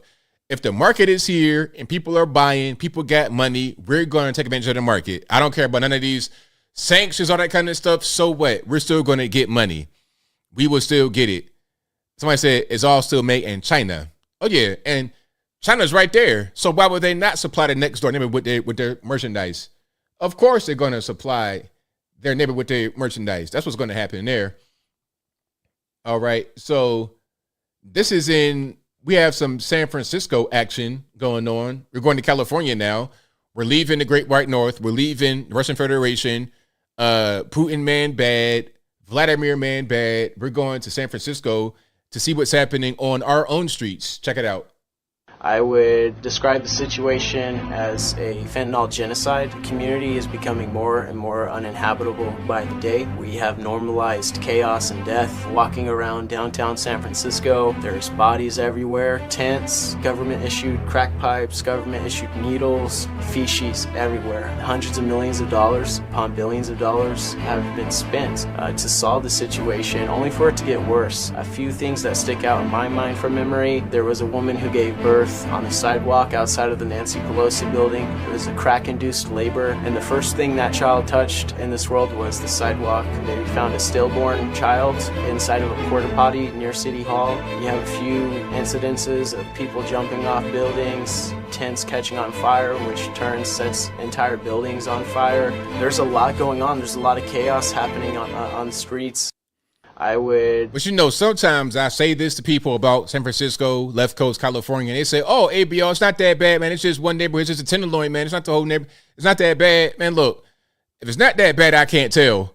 If it's not that bad, then, I mean, what do you think not bad is? I don't really get it. Oh, and gas prices. I've not covered gas prices in quite a while. We have very expensive gas in California. I don't know how you guys are driving your vehicles. I mean, they're forcing you to buy the Teslas, and good luck charging that when you have rolling blackouts, as they already do in California. You want to have all electric vehicles. Good luck with that. And good luck mining the cobalt and everything else. Conflict. The cobalt, listen, the cobalt mining is worse than the diamond mining. And they had a whole movie called Blood Diamonds. But the cobalt and all that is worse than the diamonds. But anyway, check this out. How much is the gas here? Are they going to zoom? $7.39 for regular, $7.45 for 89, $7.45 for 89, $7.49 for 91, whatever that is, premium. You guys paying that? You guys want to pay that? Good luck. I might have paid $3 for gas recently, and about 2 weeks ago, I was paying $2.75. And actually, there was a customer appreciation day at a gas station in my particular neck of the woods, and gas was going for $2.50. $2.50. So when you're talking about gas that is more than triple, I don't understand how anybody really is able to live. I don't get it. $3.40 is about regular. Somebody says $3.60 here, $3.40 here. But yeah, Los Angeles, California, it's ridiculous. It's way too much money. Yeah, they want to have minimum wage be $1,000 because look how much everything costs. But the funny part is that when you raise the minimum wage artificially like that, all you're going to do is make things cost more. You're not going to solve the problem. All you did was a lateral move at best. That's all you did. Speaking about prices that are inflated for no reason, or maybe for a good reason, you know what's funny? When the whole issue with Trump is, in New York at least, they're saying he overinflated the prices of his assets, real estate assets, I think, to get funding. And there's two things with that. First of all, everyone does that. And how do you get prosecuted for overinflation of value? Because at a certain point, that's opinion. How can you say that I committed a crime by overinflating? How do you really know what it's worth? It's worth whatever the market says it's worth. It's worth whatever the market says it's worth. It's worth whatever it makes sense for it to be worth. It's really an opinion thing. How can I be prosecuted for quote unquote overinflating the value? And here's something. The media, most people believe what I believe. Because check it out. Here's CNN. Here is an example of what I'm talking about. I'll make it make perfect sense. All right. I'll bring it on home with the caption of this video and the video itself. So shout out to Nick Sortor. I don't know him, but I want to give him credit. He says, CNN 1 month ago, Mar-a-Lago was only worth $18 million. CNN now, Trump should sell Mar-a-Lago for $240 million to pay off part of his judgment. Because remember, the judgment, they want $400+ million in cash. First of all, nobody has $400 million US in their pocket. Like, that's not really a thing. If you have a net worth of over $1 billion, you have assets that will equal up to that. Okay, you have Amazon, which is worth X amount of money. You have Tesla worth X amount of money. You have the Donald Trump empire, real estate and whatnot, that's worth a certain amount of money. You don't have necessarily that money in your bank account just chilling. Maybe you do, but typically that's not how that works. So they're saying that the property is worth what he may want it to be worth or even more. So they're inflating the value, but somehow they want him to pay the judgment for inflating the value. Make that make sense. Let's go ahead and watch this. At least 30 days to get any of these properties sold. But the property that you alluded to, Mar-a-Lago, potentially that could be something that could be sold quickly. I think the valuation is something in the hundreds of millions, and I think there could be a buyer for something like that. And that would be literally, if you're talking about doing that between now and Monday, that's picking up the phone, calling someone, and then literally writing a check. Yeah, I mean, there could be plenty of international people who want to buy that property. I mean, there's properties that are priced at 150 and 200 million that are nearby that. And Palm Beach is like the NVIDIA, of real estate. It's just shot up like a rocket. And people do want to live there. They've moved there. So I think that would be the best case scenario. So, okay, you guys are saying that Mar-a-Lago worth $240 million. You guys were just saying that it's not worth a lot. It's worth like $18 million. You were saying that it's worth a lot less than what it is because you wanted to bolster the case against him in New York of him overinflating the value of his properties. But now you're right back to inflating the value to what he might agree with or even more because you want to be able to extract that money from him. Make it make sense. I'm just so confused. As to proper, if he's trying to sell quickly, I would encourage that. So, all right, now that's $240 million estimated. I mean, who knows? You know, he's a desperate seller. In this case, someone picks up the phone and makes that call this week. So I don't know what it'd be. That's still half of what it would be. So now, okay, Trump Doral, they're saying it's $385 million. 40 Wall Street, $270 million. Mar-a-Lago, $240. 6 East 57th Street, $175. Trump Tower, $160. So what was Trump saying as far as the value of these properties that was somehow off? If CNN says these are the prices, I don't understand why Trump is having to pay any money for a settlement for saying that these things are worth the same thing that CNN says it's worth. I think you need at least 30 days to get any. Man, look, you know what I would do? I'm not paying nobody nothing. Check it out. Lock me up for not paying this stupid amount of money. Go ahead, just put me in the penitentiary. Do what you got to do. Okay, and I'm going to sue the pants off everybody. I'm suing Fonnie Willis. I'm suing Letitia James. I'm suing Alvin Bragg. I'm suing that lady in Colorado for the whole ballot kerfuffle. I'm suing everybody for everything. Okay, so check it out. We got a brand new bill passed. What's it like, 1.2 trillion? Oh, the government going to shut down. The government going to shut down. Go shut the government down. Go ahead, shut it down. Do it. Go ahead. Because look at this. Okay, what's in? Hold on. Did it get passed? Let me see. Did the bill pass? Yeah. So the Senate passed it. It was 1.2 trillion funding, ending the threat of a partial shutdown. So if the Senate passed it, I guess the House would pass it. Yeah, and the vote was 74-24. Now it's up to Biden to sign it. So check it out. What's in the actual bill? You guys are ready? Let's read some of this. Then we're going to watch a video. So what's in the new bill? The $1.2 trillion, $850,000 for a gay senior home. One more time. $850,000 for a gay senior home. Why does that matter? I don't really know. $15 million to pay for Egyptians' college tuitions. $400,000 for a gay activist group to teach elementary kids about being transgender. $500,000 for a DEI zoo. What does that mean? Can we just pause on the whole? Hold on, Matt. I'm gonna come back. I promise. $400,000 for a group to give clothes to teens to help them hide their gender. So garments that have the binding technology in it to bind down their breasts or to tuck their penis and stuff like this. Okay. That's what is in the bill that you guys are paying for, that I'm paying for, $1.2 trillion that we don't have. We're already 33, 34 trillion in debt, another 1.2 for a DEI zoo. Can anybody explain to me what a DEI zoo is? If anybody knows, I'd love to know. Can I look it up right quick? Hold on. Let me just give me a moment.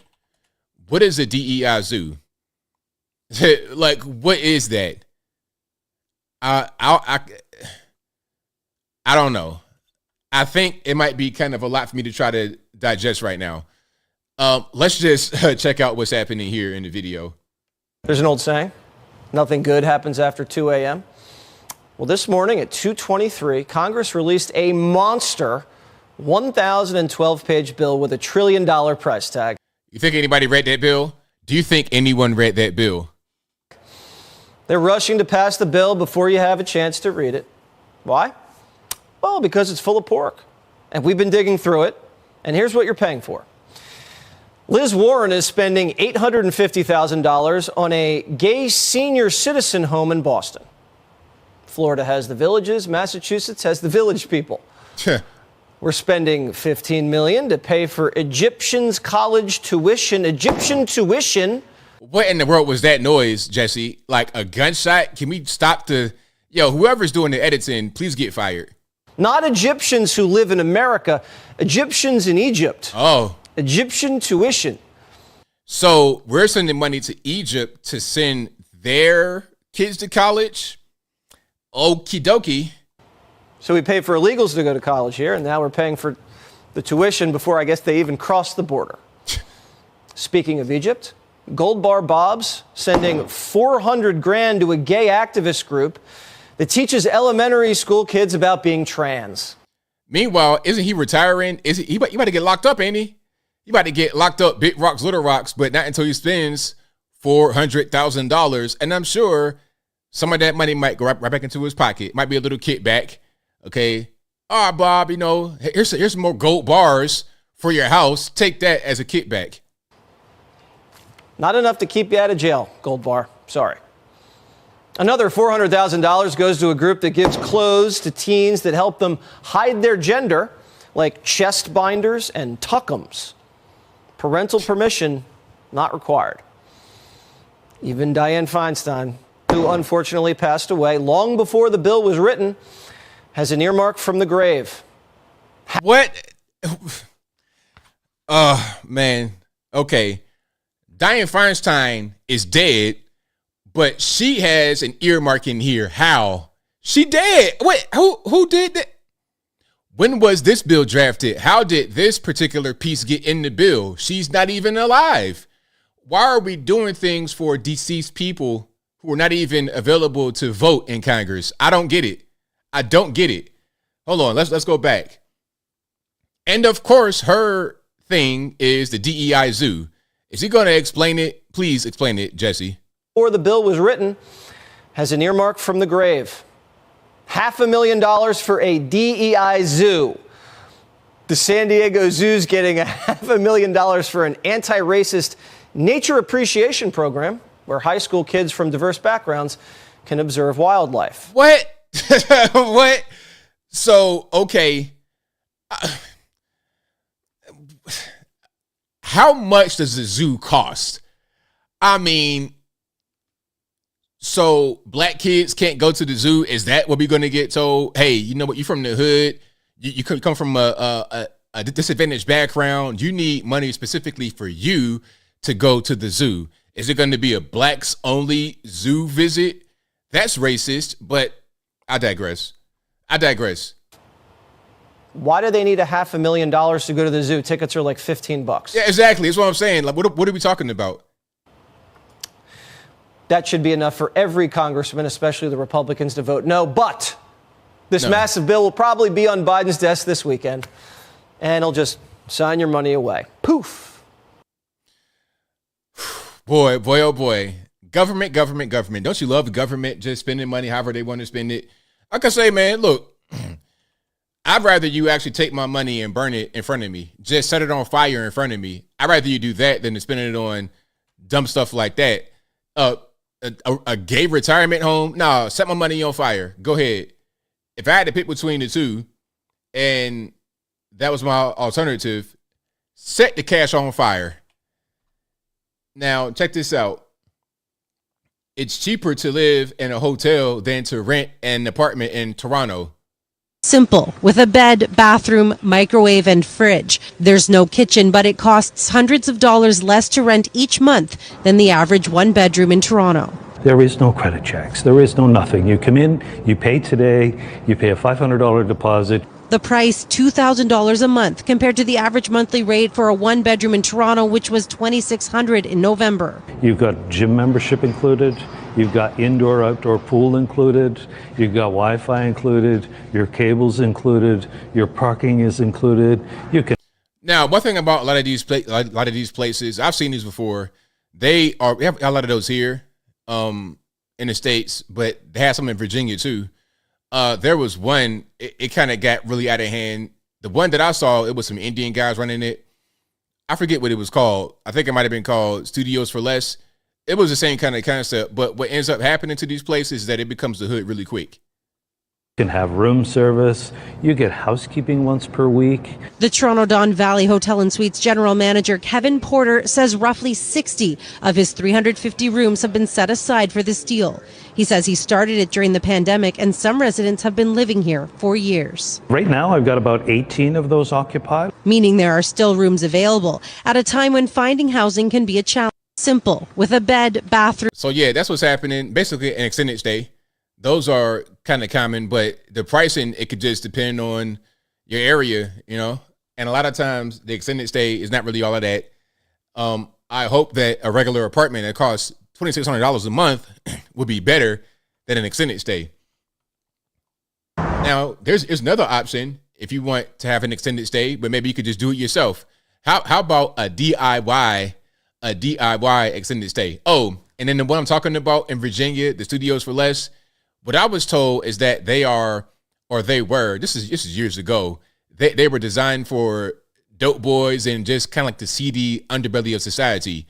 You had this little area in the front, like a little lobby area, and they had all the tools to cook up crack. I'm making it up. Pots, listen, they had pots, pans, baking soda, measuring cups, Pyrex, all of that. Yeah, everything necessary to cook crack. Yeah, right there. And of course, you're going to have certain women that be in there. You're going to have certain people that do certain things, certain drug users. You're going to have all those people right there in that environment. A lot of times, the issue with housing is not necessarily the housing itself, unless they're old and they're not really being maintenance. Then you're going to have rodents and mold and things like this. Aside from that, it's who lives there. If you're living right next to the local dope fiend, the local pimping and pandering type situation, if you're living right next door to that, it might not be a very comfortable experience, especially when them guns start coming out and you got to duck from a shootout every couple of days and you got to get on the ground, get in the tub, all that kind of stuff. Like when I was a kid, I had to get told early, hey, when you hear them gunshots, get on the ground. I've not heard gunshots in so many years. It's some people, when they come to where I live, like if anybody that is from where I'm from, if they come out here, it's like jarring. It's so quiet because if you live in an urban environment, there's always traffic all the time, gunshots. every night. When you don't hear noise, sirens, gunshots, all of that, the constant, it's like crickets. When I first moved from Portsmouth, Virginia to Chesapeake, it was a more suburban environment, and I grew up in an urban environment right next to a busy street. You're going to hear gunshots occasionally. I got to get on the ground. So I'm used to hearing urban stuff. And when I came to the more suburban environment, I'm hearing some weird noise. I'm like, what is that? What is that noise? I couldn't figure it out. It wasn't gunshots. It wasn't the traffic. It wasn't anything like that. Come to find out, I was just hearing crickets. I'd never really heard crickets before because I'm living in an urban environment. All I hear is that. I don't hear nature at all. But anyway, I digress. Now, if you really want to get involved with nature, let's go to San Francisco where they have DIY extended stays. Okay, we got a man out here. He put pallets up for a gate. So look, check it out. This right here, it might be a spinoff of an HGTV show. Rather than having a tiny home out in the country somewhere with, traditional water and gas or whatever kind of hookup, septic tank, rather than having that kind of action going on, we have some buildings happening right here on a street. Maybe a sidewalk, I can't really tell. We have pallets up against a shopping cart for a gate. And we have a shed, it looks like, with a window and a door. So that's your DIY extended stay right there on the ground. Check it out.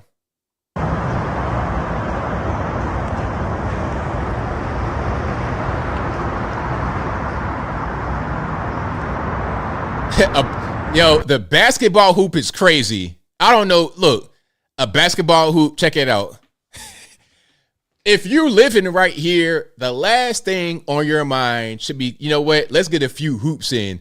Let's get some pickup basketball. Who you out there playing with? The Dope Fiends? This is Dope Fiend basketball. Dope Fiend Midnight basketball. Dope Fiend Midnight basketball is absolutely nuts. But let's keep on going.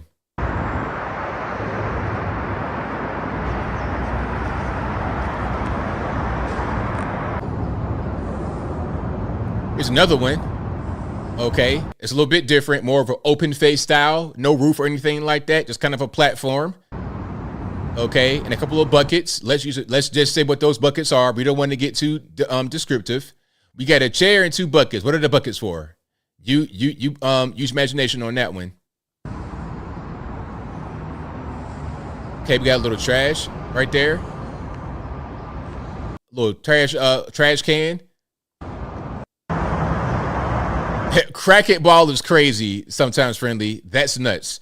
But yeah, that's out there in San Francisco, DIY extended stay. Oh, actually, I'm lying. That's not San Fran. That's Portland. Yeah, Portland. But look, at a certain point, it all kind of comes together.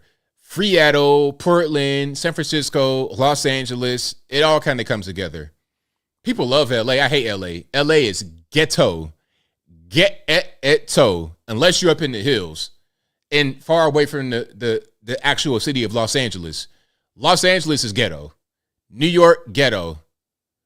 Portland, ghetto. Seattle, ghetto. Unless you're outside, then it's beautiful. These areas have natural beauty from the geography, but the things that are happening inside the city make them ghetto. All right, let's keep on going here. There's a lot we got to get into, and I know I'm kind of running low on time. Where are we going to go next? I think I want to go to, where am I going to go? Not this one. Oh, Candace. Let's talk about Candace. So Candace Owens has left the Daily Wire. Now, I think this was mutual. I don't think she got fired because I've not heard anyone say that she got fired. All that anyone has said is that she's no longer there. So this could have been anything. Could she have gotten fired? Yes, of course. She could have been fired. Could she have quit? She could have quit. What I think, in my opinion, happened was she wanted to get out and it made it happen. That's what I think. And I believe that everyone at Daily Wire was cool with her, except for your main man, Ben Shapiro. Ben Shapiro, in my opinion, I don't have inside information. I've met Candace before, but I don't know her that well. So I don't have any, I've never met Ben Shapiro before. I don't know Ben Shapiro at all. I've never even seen him in person. So I have no idea. Okay. But let's go to what he said. Let's take a look about her. actually at this clip. Hold on. Pause. Let's not overtalk me, ma'am.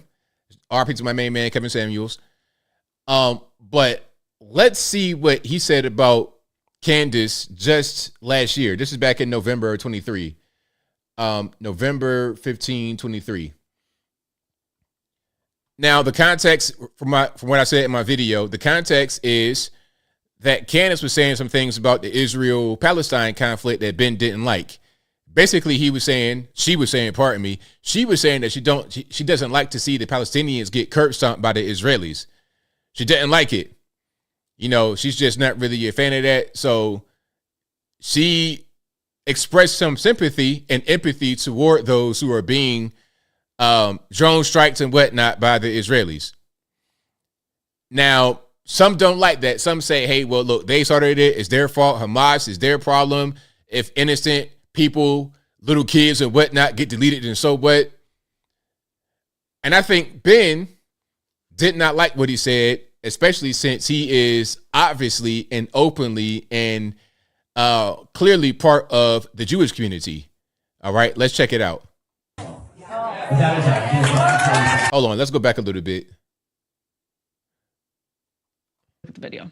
Yes, the question was about Candace Owens. I think her behavior during this has been disgraceful. Without a doubt. I can't close that. Yeah, I mean, she still works for my company. And I think she's been absolutely disgraceful. I think that her faux sophistication on these particular issues has been ridiculous. It's not faux sophistication, it's ridiculous. Everybody can see the moves that she's making and the things that she's saying, and I find them disreputable. So the sound on that wasn't great. He's basically saying she's been absolutely disgraceful. Right. And her faux sophistication, you see a woman in the background, her jaw is just dropped, mouth agape, cannot believe that she's seeing this savage attack from Ben Shapiro on. So you get the idea. Basically, he did not like her quote unquote behavior. He did not like her stance on the whole conflict. And she said some more things. She was saying that, you know, if you say anything about the Jays, that's how you get canceled, all this and that and the third. And I mean, did she lie? Did she lie? Because obviously what she said about the Jays put her in a situation where she had to leave the Daily Wire because Ben Shapiro, now he's upset, he's triggered, he's butthurt, and they had to go ahead and just roll out. Now, be clear, Ben Shapiro and Jeremy Boring are the co-founders of the Daily Wire. That's their company. So Jeremy Boring is part of the community, obviously, as well. I think Jeremy Boring is one of the Jays. If I'm wrong, you let me know. But I'm pretty sure that they pretty much rock together like that. Now, here's the funny part about what Candace is doing. Candace is leaving the Daily Wire, and she announced that she's going to be putting content on Locals. Now, Locals is like a paid membership website. You can go get people's content, like the Daily Wire was doing with Daily Wire Plus, but with no Daily Wire involved, just Locals. Now, as I said, Ben Shapiro and Jeremy Boring co-founded Daily Wire. Locals is co-founded by Dave Rubin, who is also Jewish and LGBT. Okay? Now, I don't think that there's a deal with Dave Rubin necessarily, but I don't think if Dave Rubin thought that she was an anti-Semite, that he would be really open to her being over there producing content, you see. I don't think he would be like, he might say something about her going there. And if there was any kind of inkling that she didn't want him over there, she wouldn't go over there. Candace is big enough to go wherever she wants to go and do whatever she wants to do. She can make her own Daily Wire and overtake those guys over there. The reason why Candace would go to a Daily Wire, PragerU, Turning Point, or whatever, because of the infrastructure. When you get with people that have bigger infrastructure than you do, a team, they got money, it can help propel you to a higher level. It's like being independent as a recording artist versus going to a label. You could be independent as a recording artist, but if you don't have a certain amount of money and you can't just make yourself get hot at a certain point, it's hard to get to a certain level. It's very difficult. But if you get with a big label and they have money and they could put the money behind you, they can elevate you higher. If they have established platforms, if they have money, if they got a team, they can help you get higher. So I think that's the whole point of her going to different places and doing her own thing. But I think at this point, she has reached the superstar level. She can do whatever she wants. Back to my main man, Kevin Samuels, R.I.P. Kevin Samuels did all of his work that you may know him for in 1 year. 1 year. And he never had anybody working for him. It was all just him. It was 100% him in front of his computer, streaming. It was all him. And he became who he became, just one person. So Candace has already reached a superstar level.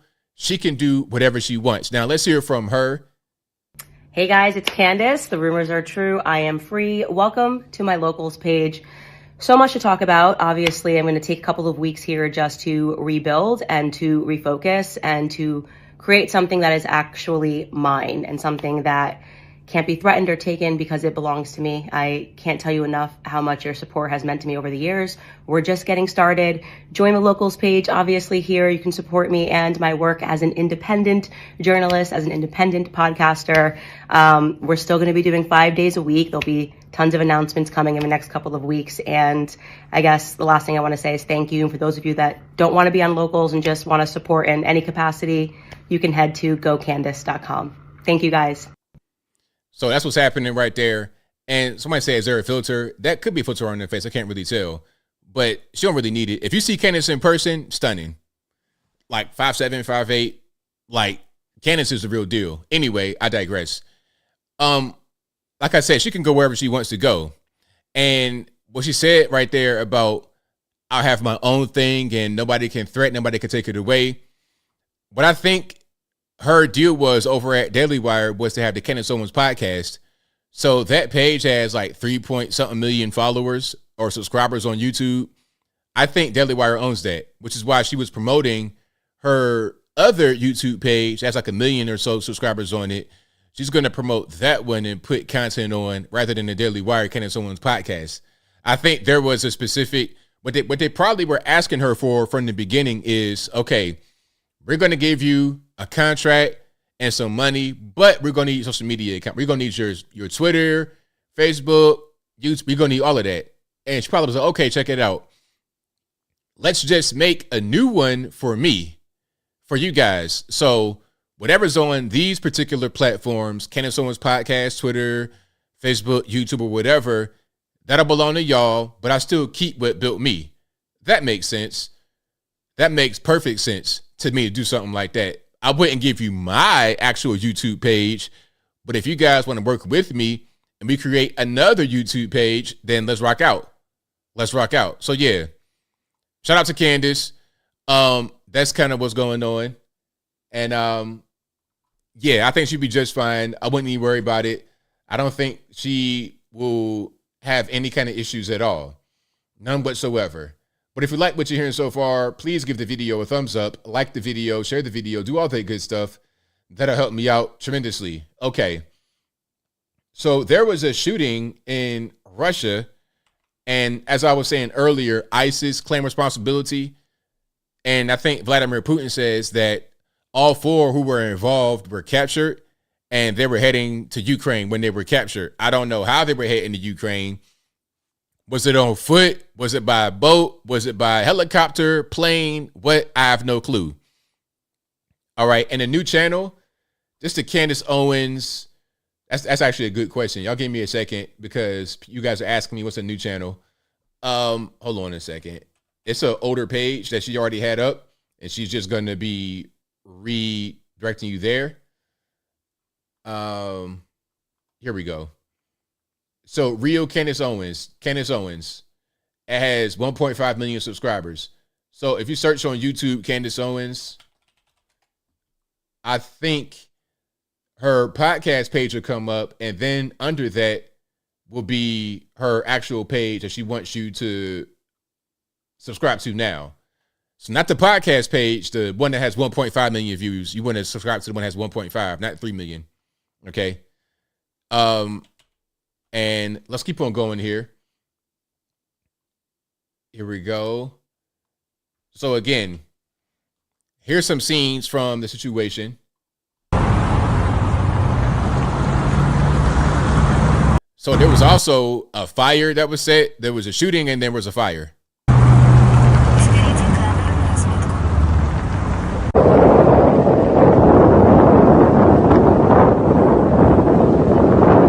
You guys bringing up social autopsy. I mean, you're talking about things that happened like 15 years ago. I mean, good grief. What were you doing 15 years ago? I know guys that have been to the penitentiary 15 years ago. So does that mean that I still talk about them going to jail? Like, you can't do anything to get beyond something that you did in the past? I hate that so much. So that's that. Now let's keep on going here. And here is the actual... this is Moscow's Crocus City Hall. Yeah, it's a city hall. And there was a shooting right in front of the city hall. And you can see the guys right here kind of going single file, but spread out, distanced.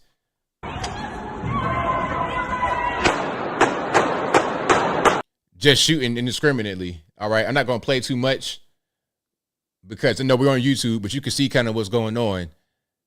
We got long guns. I'm not quite sure what kind of guns we have, and they're just kind of shooting indiscriminate. Yeah, it's pretty rough.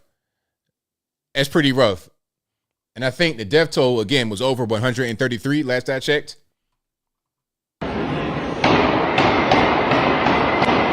Now, they also say, I'm not going to show too much more of the shooting. I'll show you this guy right here. They say this guy was one of the ones who was a suspect who was captured.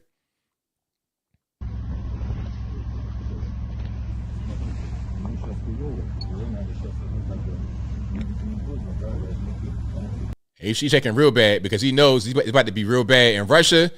Yo, you killed 100 people in Russia and they caught you. Oh man, like you about to get tortured. You about to get tortured.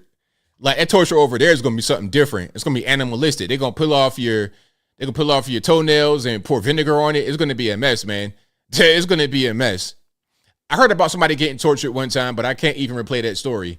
I heard about a regular guy getting tortured in Virginia, but I can't talk about that story at all because it's pretty graphic and it might not be a closed case. And I don't know if it's true, but the way the person was telling me the story, it probably was true. It was, I mean, I heard some stuff. So yeah, this guy is going to get done real bad. Again, that's one of the people that was, one of the guys that was captured for the shooting in Russia at the city hall, like a concert venue also, that claimed the lives of 130 plus people and probably counting, unfortunately. Again, I think Putin said that all 4 of them were captured. I don't know how that happens. Captured or alive, I don't know. Yeah, it's crazy over there, man. It really is. All right. So, and what I wanted to say, I was reading different things about this. So some say the Ukrainian authorities are saying that Putin planned this. Now, why would Putin plan a mass shooting on his own people? For what? Why would Putin plan a mass shooting on his own people and then say ISIS did it? What beef does Russia have with any kind of Muslim type group? I've never heard about an Islamic attack on Russia ever. Maybe it has happened before, but I've not heard about it before. You know, you hear about that kind of thing happening in Western Europe or the US. Like, you don't hear about that kind of thing happening in Moscow, although it could happen. Oh, Michael Critchlow, you got a great point right there. Patiently waiting, Candace Owens and Shannon Sharp. If Candace Owens and Shannon Sharp have a conversation, it will blow the internet up. It'll blow the internet. Man, look, if Cat Williams said, look, if Candace goes on there, if Candace goes on Shannon Sharp and talks about Ben Shapiro, which she wouldn't do, But if she does, oh my goodness, it'd be a mess. But anyway, yeah, so Ukraine says that Putin did it. Putin says that all four were captured and they were heading to Ukraine. Why, I don't know. ISIS says that they did it. So what makes the most sense?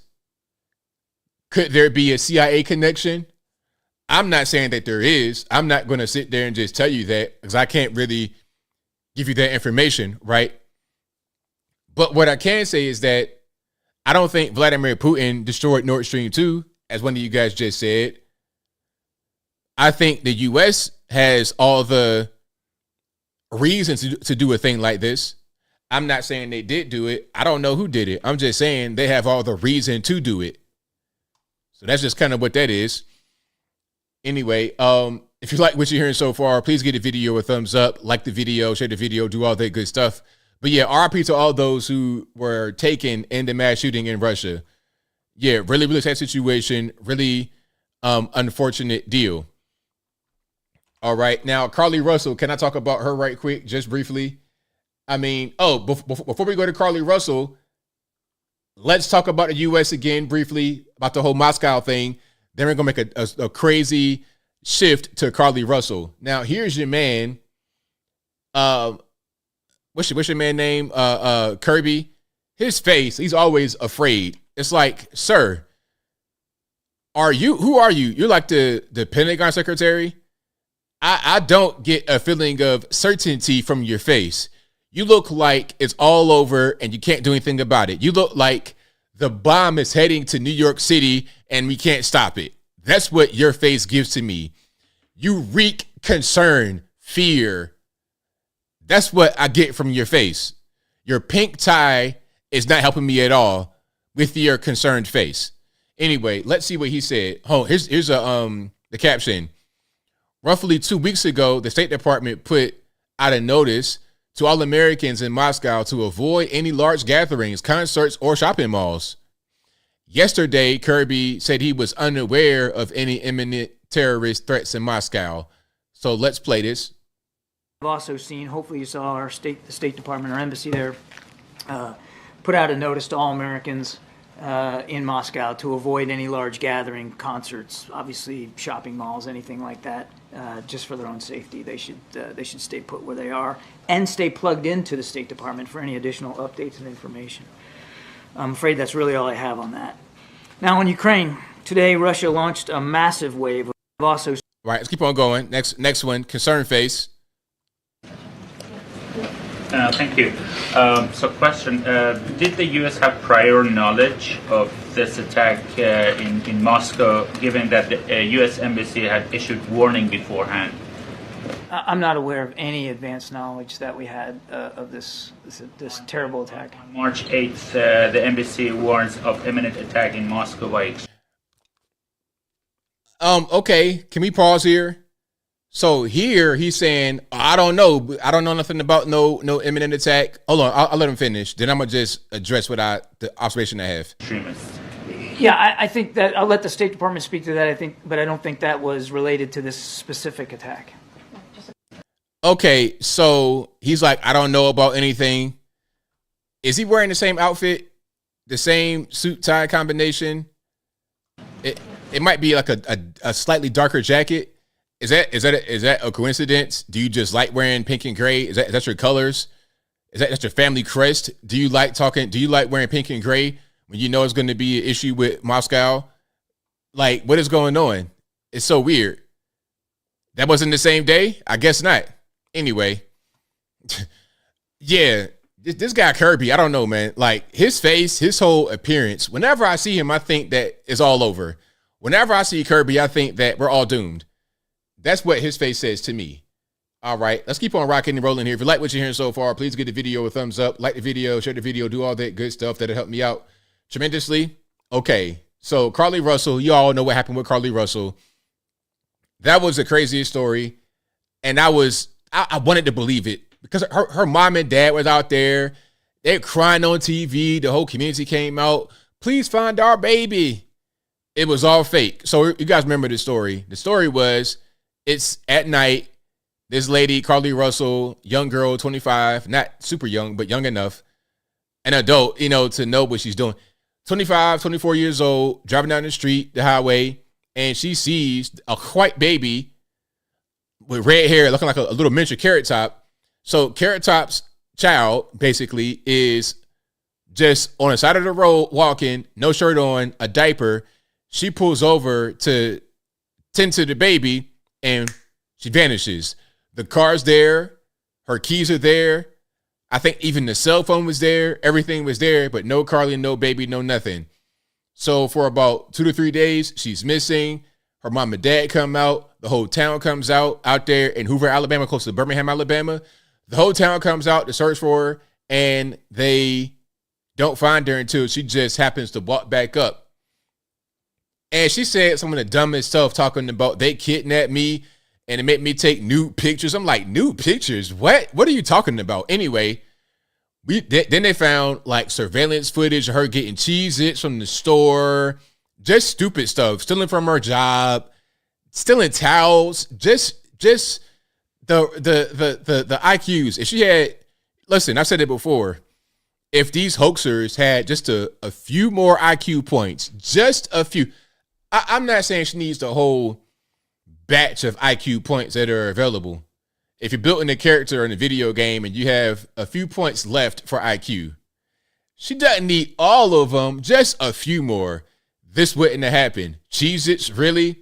And then the thing is, we don't know where she was for those 2 days or 3 days, however long she was gone. You know what I think? I think some dude came and got her, and she was over there with him, taking some pictures and putting them on her phone. And then she was like, all right, I'm done. I'm going to go back. I'm good now. I've made my case. I'm watching the news. I'm good now. Now I'm going to just walk back like ain't nothing happened. Yeah, I'm gonna go back home to my mom and dad, and it's all good. Man, I know out of everybody, her mom and dad were the most upset about that. Imagine you think your daughter is kidnapped and all. Man, please. Imagine that. That'd be crazy. But yeah, it was all a hoax. It was all BS, and she will not get jail time for it. Now, what she's going to do, here's the actual, because I don't think I talked about the actual punishment or lack thereof. Again, no jail time, no big rocks, little rocks, nothing. She was sentenced to 1 year in jail, but that's not going to be served. She will get a year probation supervised and also community service. She has to show evidence of continued mental health treatment, and also she's got to pay $18,000 restitution. Now, what I hope, and look, I know somebody might say, "Come on, ABL, you being too much." No. Here's what I hope. I hope she can't pay the money, because I mean, if y'all listen, maybe I'm wrong. I know guys that have been to the penitentiary. I know guys that have been to jail, and they say one thing that happens is that they get locked up for not paying their court fines.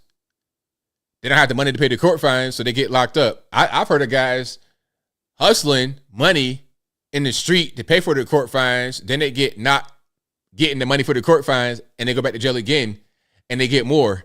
So what I hope is that she cannot pay the $18,000. I hope there's no GoFundMe. I wish she would try a GoFundMe to raise cash for her legal fees. I wish she would. Where's she going to get the $18,000 from her parents? If I'm her parents, I ain't paying no money. I'm not paying 1 red cent. How dare you ask me for any money when you played on our emotions, embarrass us in front of the whole world? We out here. The mom and dad are out here looking for you, crying on TV. You got your grade school. You got your 3rd grade teacher on TV talking about, oh, she was a good kid. We love her.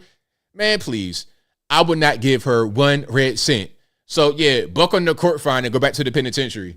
That's what I want to see, because this has got to come to an end. There's always these hoaxes, and it's to the point where whenever there's a hoax, it could be a real kidnapping attempt.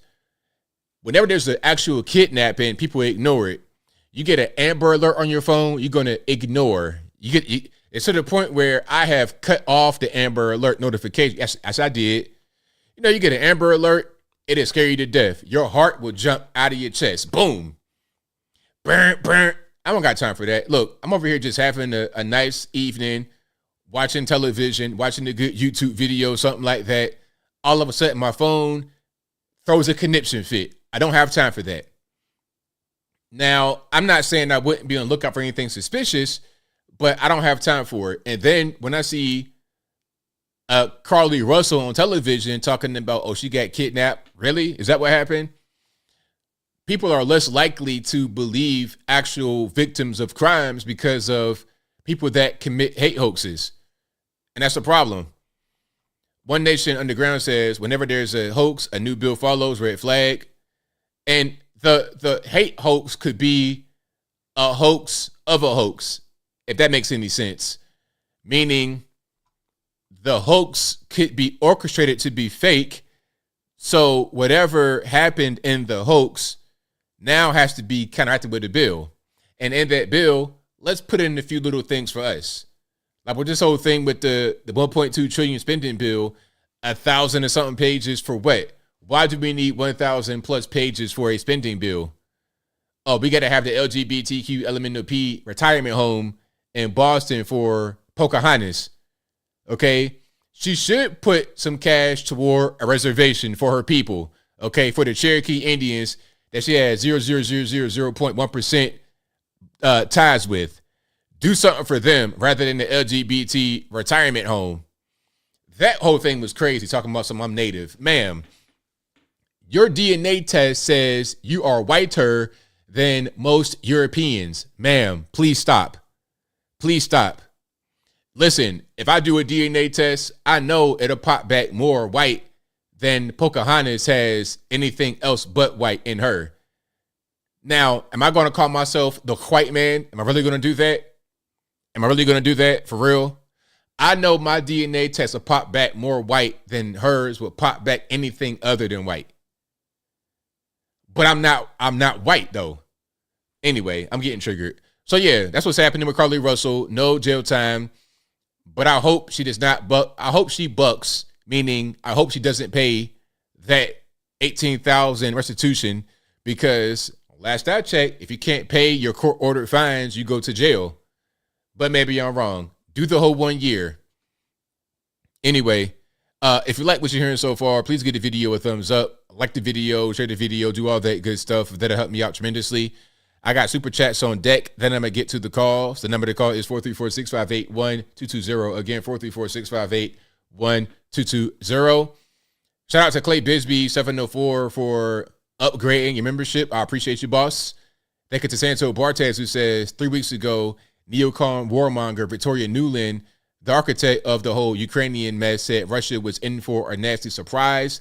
State Department had a warning for Americans to avoid concerts 2 weeks ago. And I saw that as well. I saw that Victoria Nuland. Matter of fact, I'll play that for you right quick. I played Kirby with the pink tie twice in 2 weeks, talking about the concerts. Then he said, oh, I don't know anything about a concert threat. You're wearing the same outfit. Listen, you had on the same outfit from when you warned us about it. Now you're saying you don't know anything about it. You're gaslighting.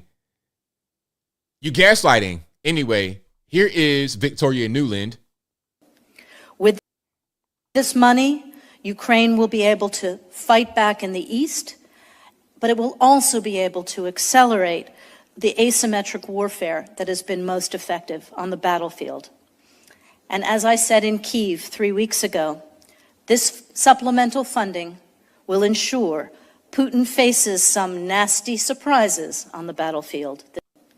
With this, so there we go. Nasty surprises. Speaking about nasty surprises, this is Miss Nuland when she first got into office, and this is her now.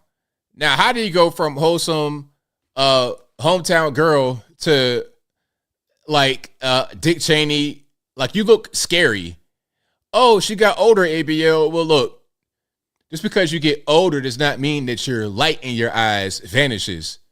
I see on the left-hand side, bright-eyed, bushy tail, all that, happy, yay. On the right, I see a hardened warmonger.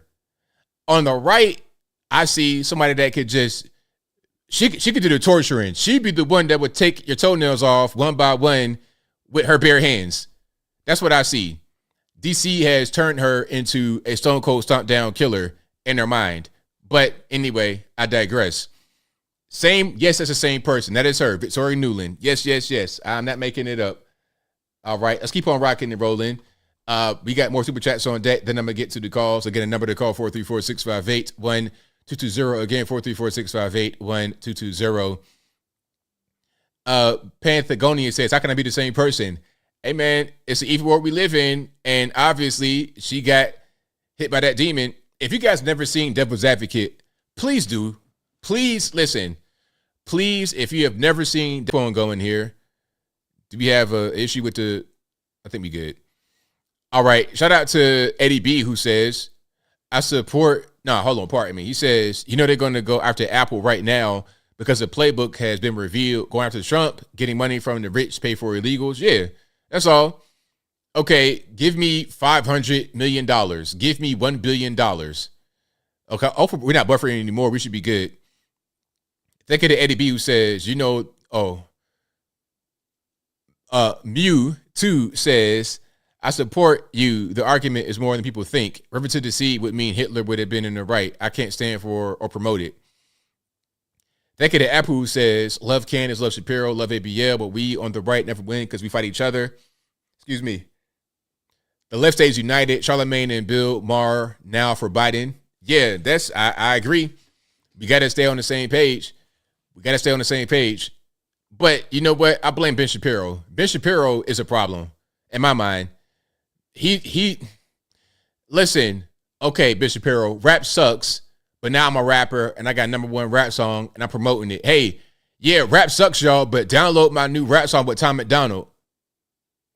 So stupid. I'm not a fan. Anyway, think of the Michael Critchlow, who says, I was banned from Planet Fitness and Newport News in 2016 for being impolite. They're the worst. That's crazy. Impolite. I mean, what happened? Think of the Apple backer off Daddy, who says, wondering when Jaden Perkins is going to let them be at limb marches, funerals, gold caskets, statues, and 27 million. When is Ben Crump and Al Sharptongue going to speak?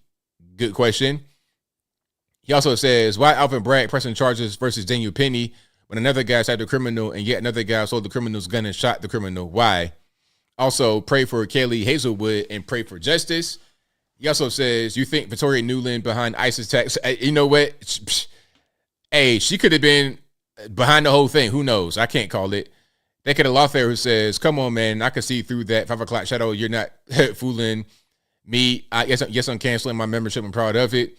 He also says, I do not blame Miss Owens leaving the Daily Wire. Shapiro just as bad as CNN. He screams propaganda. And if you disagree, he calls you bigoted. He also says, ABL, what's your favorite meal? 1 meal of the day, a diet. Favorite meal for 1 meal of the day? Like a pasta. I know it might not be the best thing. Pasta, like a Greek pasta, chicken and shrimp. That's always good for me with a side Caesar salad. Absolutely. That's always good. Or something with some kind of protein, like a sandwich. Oh, also, like if I go to Tzatziki's, something like that, get a lamb burger, some potatoes, a tomato salad, something like that. That's always good. What else is a good meal? I've been doing my HelloFresh. So what was a good one I had from HelloFresh? I just made some, I forget what they're called. Like, they're like burritos you bake, but they're not burritos. They're kind of open. I can't remember. Flatulas, I think they call. That was pretty good. With pico, like, I don't know, whatever. But basically, the main thing is having enough protein, having a balance. If you got chicken, rice, and maybe like a green vegetable in there, some kind of way, however kind of way you make that up and get it about 1,500 calories, you're good. Also, Paz Gazer says, Walgreens shutting down like crazy in New York City because of the stealing. They get arrested and are out in a few hours to then do it all over again. Sad. That's crazy. Think of Big Rocks, Little Rocks. Great name, by the way, of course, as always. Who says, shot me out, ABL, a.k.a. Gentleman of the Night. Pre-boarding accident. How often did you train your firearm? A month. Shout out to Candace. She 10 and 10. Yeah, shout out to her. Big shout out. And also, training, Yeah, once a month, twice a month, something like that, right around that range. Shout out to No Quite Guilt, who says, brother, did you receive the comedy book I sent you? Cheers. I believe I did get that. Thank you, man. I got to put it up on my thing here. Also, Culture Changer, shout out to you for becoming a member. Think of the Tri-Edge 716 who says, ABL, what's your thoughts on the upcoming Civil War movie? Do you think it'll be something we watch and move on, or will it cause mass divisiveness? I think most people are not really even going to watch it. And it's not gonna cause anything to pop off. Yeah, I don't think so. I think that we are, as a society, sedated with Netflix, TikTok, cheap heroin from China. And that's the point. You know, people think, oh man, drugs are not bad, ABL, stop being against drugs. The whole point of all this stuff that we're being inundated with is to sedate us. So when there's an actual need to uprise or to defend ourselves, we're not going to do it. And then the last straw is get everybody liberal, get everybody woke, and say, you know what, guns are the problem. Get your guns up.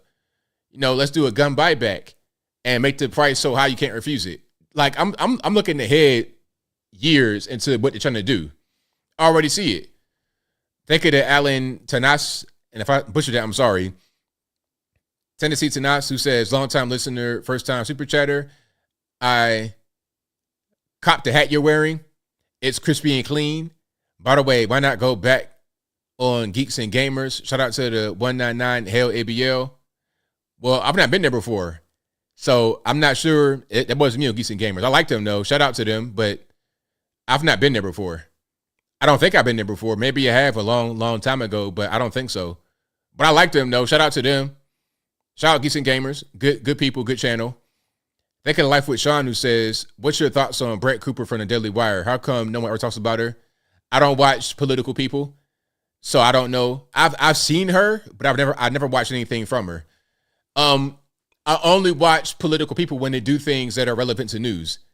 Like Ben Shapiro. I don't watch Ben Shapiro. I don't watch Matt Walsh. I don't watch Candace, quite frankly, except for when they do something that is politically relevant or newsworthy.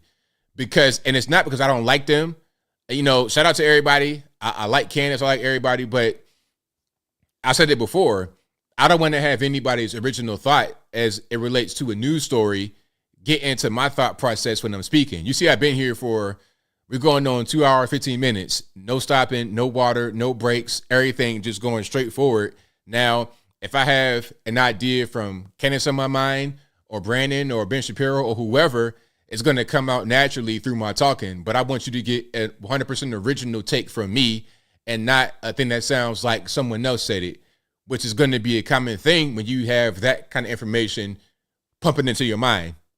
So, again, I don't know. I've never watched her before, but I have seen her. So shout out to her, though. Hopefully she does well. Shout out to Grant Dan, who says, I survived the pandemic and sir mug. Shout out to you, Unc. Thank you for that, man. I appreciate you, boss. Thank you to Tri-Edge 716, who says, your Candace video about the benefits of staying independent without having to answer to higher management regarding your own content ideas was 100% all day long. As I was saying earlier, when you go to these places, you go to Daily Wire, Prager, etc. When you go to a place like that, it can elevate you, but there's a cost.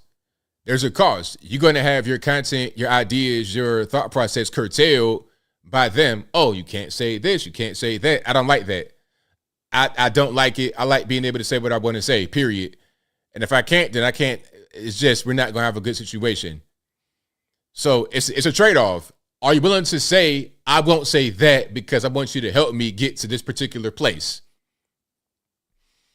All right. Shout out to Michael Critchlow. I read that one about Shannon going on, or Candace going on Shannon Sharp. That'd be great. And thank you to Jay Flo, who says, buy more 2A, keep rocking ABL US with the Eagle. Shout out to you for that. I most certainly appreciate you. All righty. Let's get to the not super chats. You already read those. You got good with those. Let's get to the calls. The number to call is 434-658-1220. Again, 434-658-1220. Let's go ahead and get rocking and rolling here. And there's also an email for Skype in the description. If it doesn't work right, don't blame me. Blame the white man because it ain't my fault. All right. Now, Jesse asked me about Brandon doing the show with me and other guests. Everybody's busy. We don't really have time. When we were doing those shows, it was during the scamdemic, so people were out less and we had more time. But now, everybody busy. Brandon got 18-hour days. Everybody got a lot of things going on. People got kids. It's just a lot happening, so it's a time issue. But if we ever get enough time to do one of those shows together, we would do it. But beyond that, are those guys I'm cool with? No problems. All good people. Shout out to everybody that we did those shows with back during the scamdemic. 859, you're online. Who am I speaking to? Hey, ABL. Oh, it's cold out here. I had to walk outside for a little bit. I hear my echo. You should be good now. Go ahead. Right on it, man. Hey, I did good. Still hear it. All right, you good now? Hello? Yeah. Oh, okay then. Okay. Sweet. Yeah, I'm just enjoying the show, listening, at work as usual, man. Trying to knock it out, man. I appreciate the advice for the 1 meal a day. I did more research onto it, man, and I'm actually feeling a little bit more better. I'm a lot more active now, and I appreciate it, man. No problem. You took my phone calls at my worstest times and even my bestest times. I will say that. So I will thank you for that, man. It's all good, man. No problem. And anybody who says that you're anti-Semitic for your opinion or Candace Owens' opinions, they're wrong. They're completely wrong. Criticizing a country, criticizing a country and a government that does, unspeakable things to other people, and both governments are horrible. There are. They do horrible things to each other. Try to be LGBT, me in Palestine. They would throw me off of a building. So that's why I don't support either side. And all these people who pick one side or the other side, I try to tell this to my uncle, who's very Zionist. Oh, they're defending themselves. Really?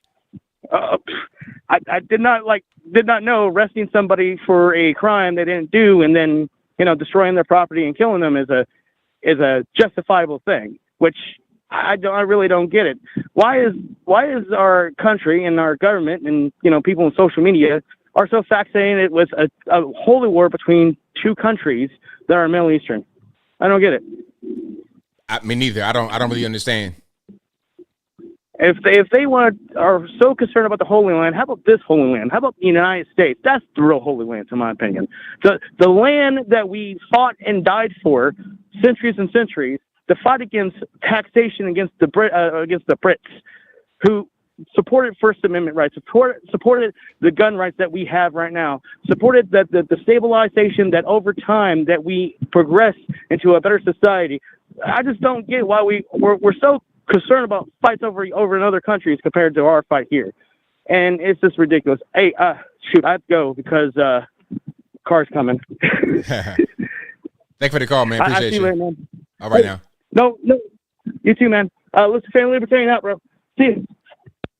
All right, shout out to my man for the call. Most certainly appreciate it. Let's keep on rocking and rolling. Let's go to 708. You're on the line. Who am I speaking to? Hi, this is a history teacher from Illinois. How are you? Oh, well, about yourself?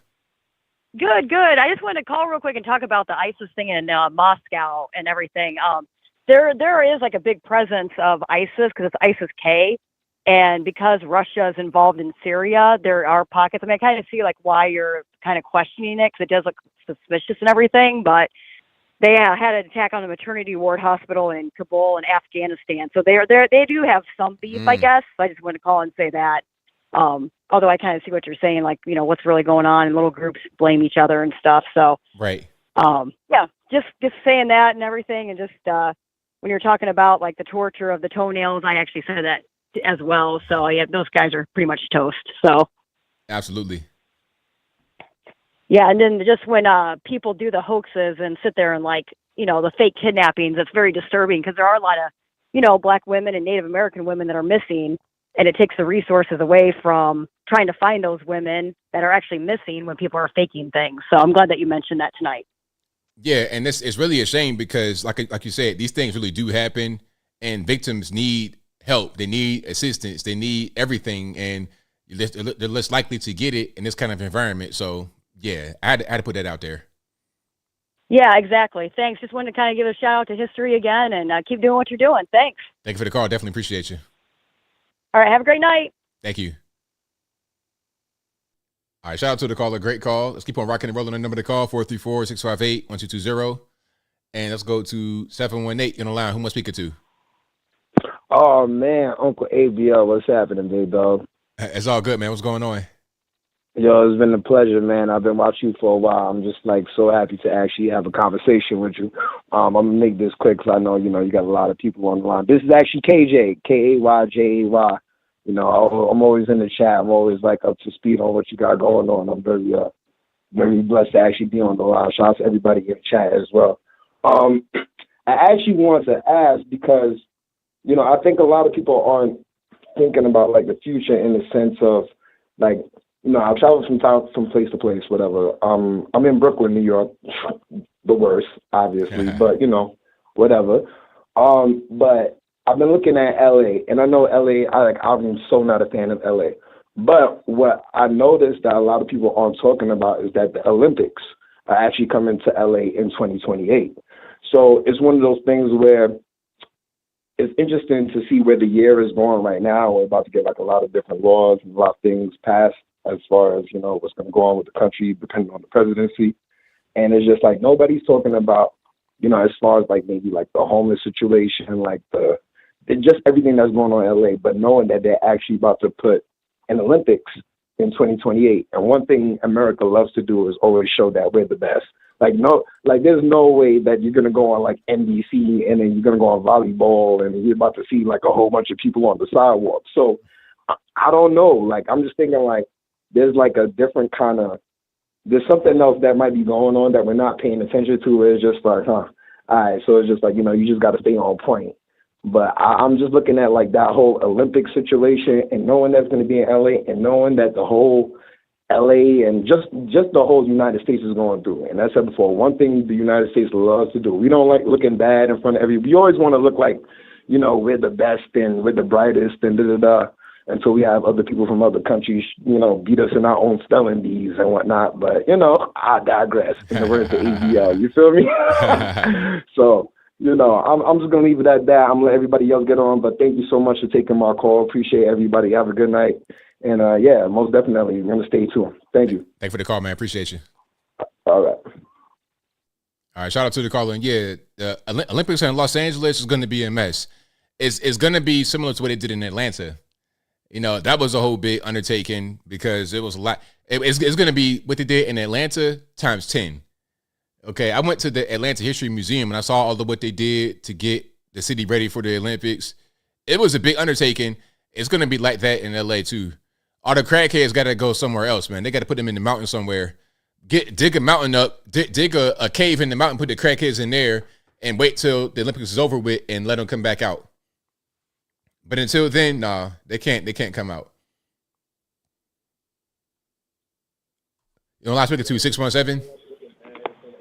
Hey, what's going on, man? What's happening? Yeah, I have to give the issue what happened with the Candace Owens.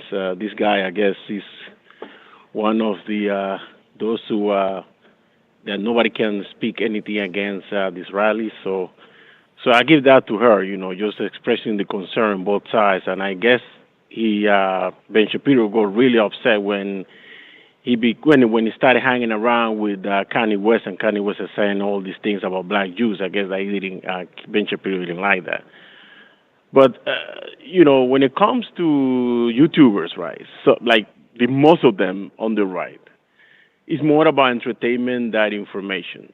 I'm sure you know that, right? There's only a few of them that are really good when it comes to information. David Pacman and the Young Turks. I think the guy Cedric, I think is a lawyer, and then Anna. She's pretty good. But the rest is more about their opinions, not what really the facts are. The Young Turks, that's an interesting name for a group that has an Armenian.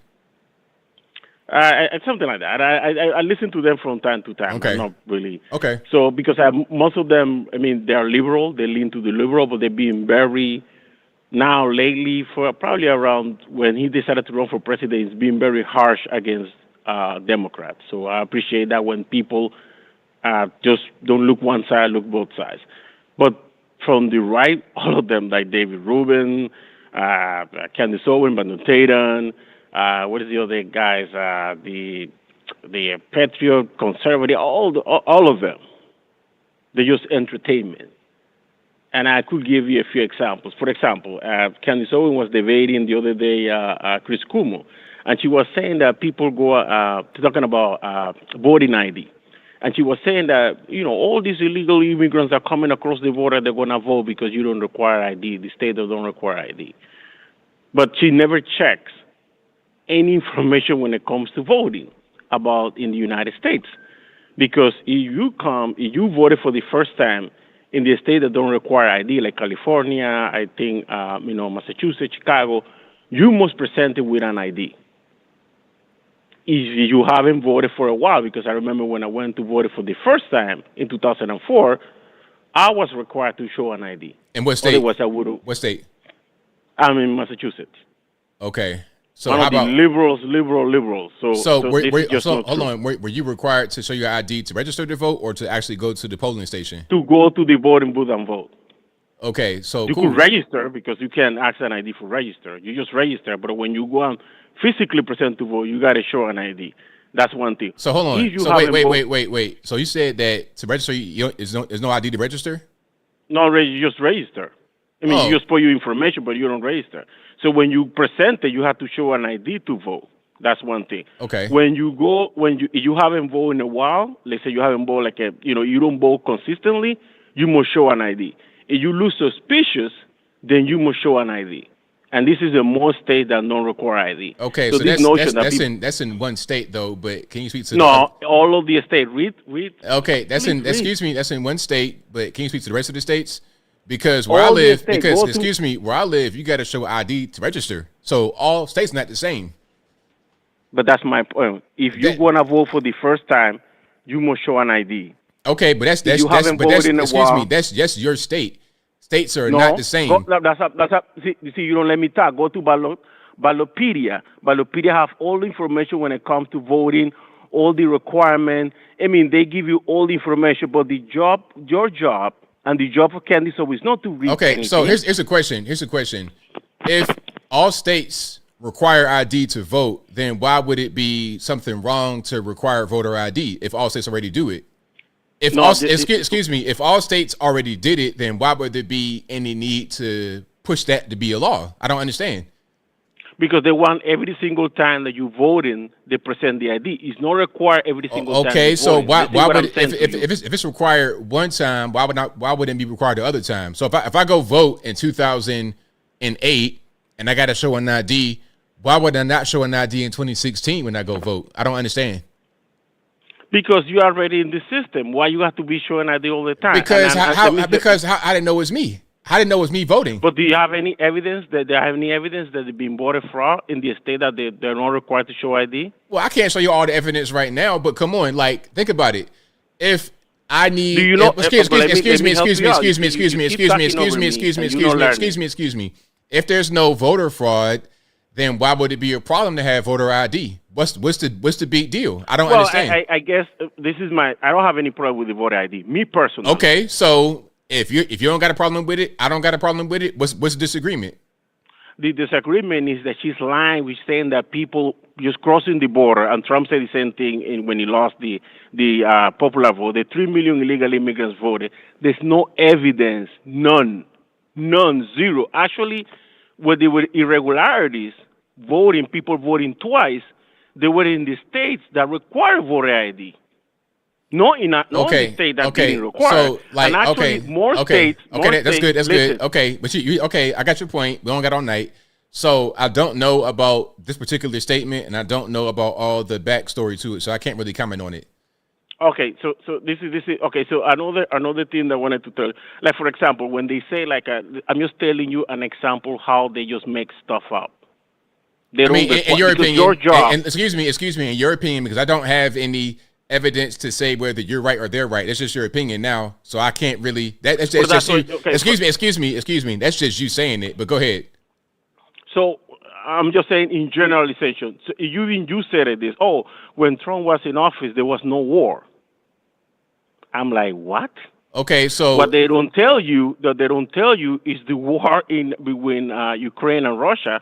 It started before Trump. It started at that time before Trump went into office. The only issue is the war did not escalate until 2021. So the war was already in. Okay, they so killed 88, I think it was like 110 soldiers, Ukrainian soldiers in Donbass, but they don't tell you that. Okay, See, so is that a war? Like, okay, how many soldiers were killed? That's a war. Excuse me. So you said how many were killed in Donbass? 110 in one day. You said 100 and what? That's not a war. 110 servicemen. And people were leaving. Excuse me. Okay, excuse me. You answered the question. Now, in what period of time did that happen?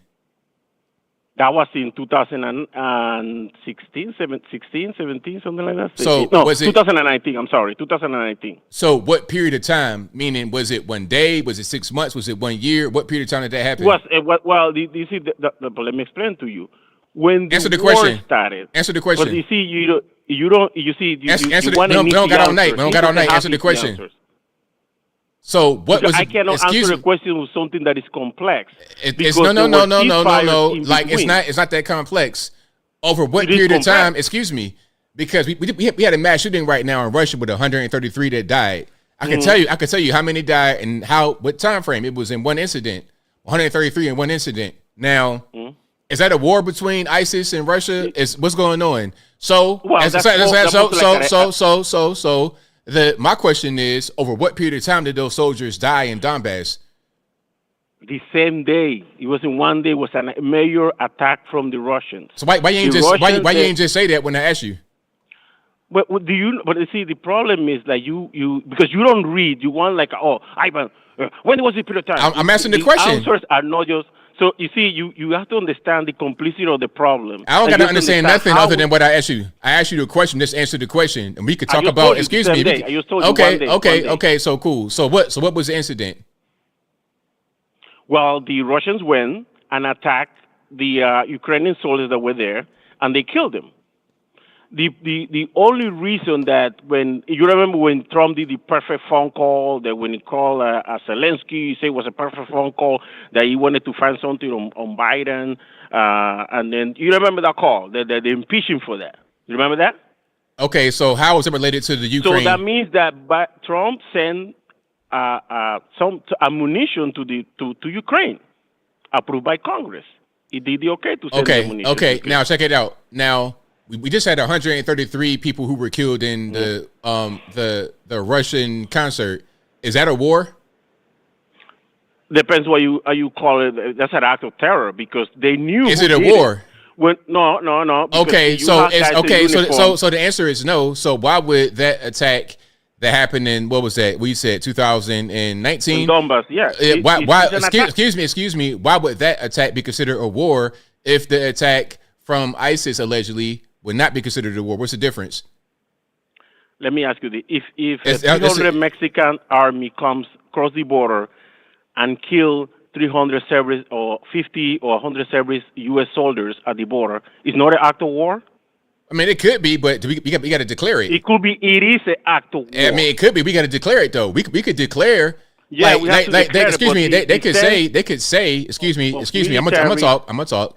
They could say that the ISIS thing was an act of war, but there's no war declared, because so it's not a war. Civilians excuse me, it don't matter. It don't matter who they killed. Anything could be considered an act of war. Who was killed with the whole thing that happened with the Palestinians and the Israelis? That's what I'm saying. Civilians. Anything could be considered an act of war. The Israeli army went there, and then they did what they have to do to defend. Okay, it don't matter. My point is, who was killed? Who did the Palestinians kill on October 7th? Was it just all Israeli service members, or was it civilians? Were civilians. Okay, and that was an act of war according to the Israelis. Again, it doesn't matter who was killed. You could consider that to be act of war or not. But at the end of the day, at the end of the day, the war was not declared in Ukraine until Biden came in. That's when the war happened. That's when the war happened. They took the Russians took Crimea. No war declared. The Donbass incident, whatever little skirmish happened, no war declared. Now here we go with Biden coming in office. Now it's war declared. But that'd be enough. Thank you for the call. All right, keep on going. Let's go to 860. You know, like, who am I speaking to? Hey, ABL, it's FNA Ranger Xbox. How you doing, brother? It's all good, man. What's going on? Well, Anthony, I'd like to start off by saying, all you, excuse the term, but it's your term, Anthony. I'm just borrowing it from you. To all the black African Americans out there, Mahogany Jackson, say her name. Because y'all are fake. You don't care nothing about, does her black life not matter? Does it not matter? I think her life was more substantial than George Floyd's life. Not that any life is less valuable than the other, but at least she brought life forward. That's the whole purpose of life. The human race is a bisexual being. It takes both sexes to make one organism. So get over yourself. You're not that important. Neither am I. But God bless the people of Moscow. Having personally experienced living in Moscow for 6 months and working with Russian people, both in Siberia and Moscow, they're pretty much like we are. And it's not hard to get guns legally in Russia if you're a Russian. I'm not, so I wasn't interested in the process at all, but I did go to the Kubinka Tank Museum. It's about 40 miles from the Kremlin. And on this particular Sunday, I guess they let you drive tanks and stuff and all sorts of stuff, but on this Sunday, they were letting everybody shoot automatic weapons. So I walked up and I'm watching. All of a sudden, they just handed me an AK-47. You know what they say about us white people? We all look the same. Oh, God. What a mess. I hope our government is not involved in that in Moscow. I really, really don't. Because most of the Russians I met, they all speak English. Most of them. When I was in Domino's in Zhukovsky, I was just sitting there waiting for my pizza order. And this woman comes in, she's got this little Yorkie dog, right? And she just starts talking to me in English. It's like I got this sign on that says, I am an American. I don't speak Russian. But I don't, you know. It's just that everybody comes up to me speaking to me English. And I'm like, okay. Is the secret police telling everybody there's an American here? What's going on? So she's standing there, you know, and she's got to get money or a credit card or something out of her purse, right? She goes, here, hold my dog. So I got selfies with me holding this Russian lady's dog in the Domino's in Zhukovsky, Russia. So I thought they were delightful people to be around, honestly. I mean, there was only one taxi driver I had a problem with. He tried to rip me off, and I don't like being conned and I don't like being scammed. And I told him through the police that if he could whoop my butt, I'll pay the fare that he wanted me to. But if I whip his butt, I'll pay the fare that I paid the driver last night for the same ride. And the cop told the driver, said, take the money. He's serious. So I can't say anything bad about the Russians. I spent 3 years on the Iron Curtain from 79 to 83. You know, we're ready to go to war, training with enthusiasm to kill Soviet soldiers in the army, you know. So, and they knew that, too, because they didn't want me there at first. But I guess I grew on them, you know, kind of like a mole or a wart or something.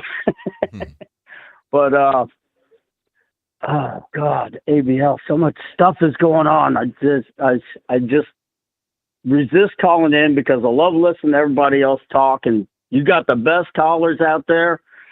People keep spreading the word. Get on Wimkin's social media if you're tired of getting put in Facebook jail. I mean, my face is on a milk carton that says this sound, return to Facebook jail. I'm totally off that platform, and it's growing. And big things are going to be happening. I'm a shareholder, and that's all I'm going to be saying about that because I can't say anything else. But big things are coming. It's a free speech website. You can say anything you want, and I can block you. You know what I'm saying, ABL? Right on. Because more people need to read the Constitution, because right now our government is in treason mode. Every single senator that signed that omnibus bill is in treason. That's not what they're there for. They're not there in Washington to pay the college tuition of Egyptian students. Now, do I empathize with Egyptian students? Yes, but it's not my responsibility to pay for their education. It's my responsibility to pay for my kids' education. It's my responsibility to worry about my community here in America, because I live in America. And if you don't want to make America great, then God bless you. Bless your heart. You move to the country whose flag does not offend you, Sugar Plum, and you make that country great. And you do your best, okay? I'll send you my emotional support and all the good wishes, but leave my tax dollars here. And I'll leave you with that, ABL. God bless. You've been rocking the shows. And Candace Owens, if you're listening, love you, girl. I always listen. And Jericho Green, brother, you're still my spirit animal. God bless America. Take care. Let's get our country back, people. Hooah! All righty. Shout out to my man for the call. All right. Shout out to you guys are great. You guys are the best. I promise you are. Let's keep on rocking and rolling. The number to call 434-658-1220. 206 you're online. Who am I speaking to? Hey, it's Amazing Disgrace. How you doing, ABL? It's all good, man. Oh, yeah. Hey, I just wanted to mention, I was saying it in chat earlier, but, it occurred to me that we were seeing Ukrainian soldiers that had the ISIS patch on them, and it came up for a while. It was a thing. I remember seeing videos on it, and they came up with some kind of lame explanation, like some symbolic reason why they had it on there. But now, just in hindsight, it's looking like there might have been more of a connection there than they were letting on, which we kind of assumed anyway. Oh yeah, well, it appears to be, because obviously there's something going on.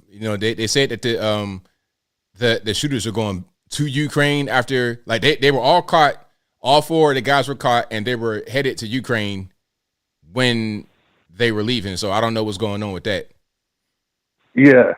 Like I said, it's all too weird, and like I said, with it tying in with that stuff that was coming out before, there's probably a lot to uncover and unpack there. But anyway, yeah, that's just something I wanted to get out there, get people thinking about if they hadn't already put that together. Right on. All right, thanks. Thanks for the call, man. Have a good night. Thanks to you, man.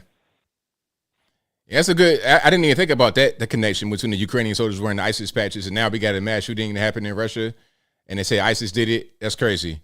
But yeah, shout out to you guys. You guys are the best audience anywhere on these interwebs. If you like what you're hearing so far, please give the video a thumbs up, like the video, share the video, do all that good stuff. That'll help me out tremendously. Let's keep on going here. 215 hit online. Who am I speaking to? ABL, how's it going? It's all good, man. What's going on? Hey, I just saw that. I saw this morning about that attack that happened in Russia, and it was a little surprising. Who did they say did it against? One person. Some people saying it's some Palestinians that did it. Other people, I know it's somebody from the Middle East, but I haven't really done much research into it yet. I haven't really looked into it yet. Yeah, they said ISIS claim responsibility. Yeah, ISIS took responsibility. I was like, but when I saw that, I was like, oh wow. I wonder if Vladimir Putin's gonna pull George W. Bush's old playbook. Oh, this means war. We're gonna invade the Middle East. I hope not. let's not do that. Yeah, because just more conflict. It'd be less. It's better to have less conflict, right? That's right. Yeah, and another thing. I'm trying to think. Oh yeah. So I heard about you talking about the bill earlier. What's the website I can go to look it up? Because I want to read it for myself. You can just search the bill. It should be on a .gov website. Okay. So just type in a new bill or a bill that's getting ready to pass. Yeah, like you said, .gov, government. Yeah, because I heard when you said he's going to send money overseas for Israel. Hold on, for Egyptian kids to go to college in Egypt. Did I hear that right? Yes, for Egyptians in Egypt. Yep. Yeah, basically, like another mega person said, they're trying to bankrupt the country as best they can. That's kind of seems like that's what they're trying to do, bankrupt the country, and put us in more debt because they're just wasting our money for nothing. I mean, really, $800,000 for kids to learn about LGBTQ, really? Yeah, it's pretty crazy. I wouldn't even be surprised. Yeah, no, it's beyond crazy. I wouldn't even be surprised if they were just flat out lying, and that wasn't the real reason they were sending the. They weren't actually paying for LGBTQ. They probably were using the money, $850,000 for something else. Yeah. And honestly, and one more thing, ABL, about what Candace Owens leaving the Daily Wire. To be honest, I've never really watched the Daily Wire like that. I watch it every now and again, but like I don't really like Ben Shapiro. When I used to listen to his shows, like he was like I couldn't really like always follow what he was saying. Like he would jump to this. First, well, not only did he talk fast, but it's like he would jump for this, to that, to this, to that, this, and I'm like he was constantly switch sides, and I was like, and when I found out so many people that actually said that he was against Trump, and I'm not talking about 2016, they said even in 2020 he was against Trump. What are your thoughts on that? What's your question? Oh, sorry. Yeah, it's like, okay. So basically, what I'm trying to get at is like somebody said before, Ben Shapiro is just like he's pretty much a capitalist. He kind of switched sides with his convenience. Like for example, when he said rap is one of the worst genres that was ever invented. It's not even music, but then he's rapping alongside Tom McDonald. And now he's become a rapper. But years ago, he was saying he hated rap. So it's like he's just doing it for what's really convenient. Capitalism, right? That's all it is. Yeah, pretty much. That's what it seems like. You know, it's like, hey, you know, I hate rap, it sucks, but now I got a new rap song. Go listen, go download, make it #1. Buy it on iTunes, and subscribe to my YouTube channel. It's kind of silly. Yeah, like you said, it's really when it's convenient, but that's really all I had to say, ABL, for tonight. I was trying to look. I just wanted to call about what happened over in Russia. I figured you probably knew, but I'll have to look it up myself. Right on, man. Well, thank you for your call. Definitely appreciate you. You too. Have a good one. I know. Be careful now. I don't know if you got some coughing going on. Get some water, boss. But yeah, shout out to you. Thank you for the call. Let's keep on rocking and rolling. Let's go to 480. You're on the line. Who am I speaking to? Hey, I got on, man. Yes, indeed. Yeah, this is Aaron Brooks, man. This is my second time calling in. Well, I've been listening to you for years, man. Well, I'm glad you made it, man. Thank you for calling. So what's on your mind? Well, just a couple things, and then I got one question for you. I'll be quick. All righty. So, love listening to you. Listen to your podcast all the time at work, and I try to catch you live whenever I can, whenever I'm home. Me and the family sitting here in Arizona representing, watching ABL, share all your videos, everything on Facebook. Big fan. Love you, man. One question. Do you know, does Tariq have a YouTube? I don't know. I don't think so, but he definitely needs to. You know, he has really good calls when he calls up. I know he's on Facebook, but I don't know about his YouTube. He brings the heat, man. Yeah, for sure. Yeah. One of my favorite callers.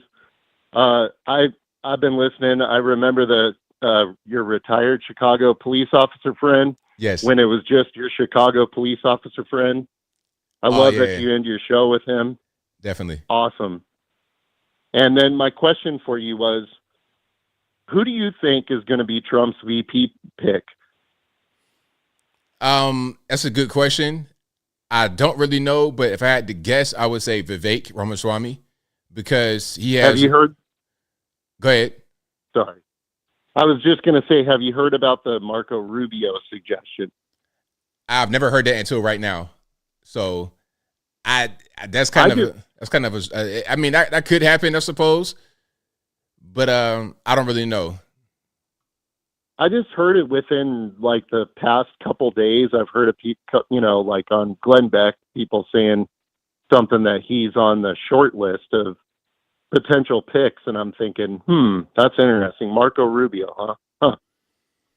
It's definitely a possibility. Yeah, I'm kind of with you on the Vivek thing. I thought that was interesting that Marco was a potential.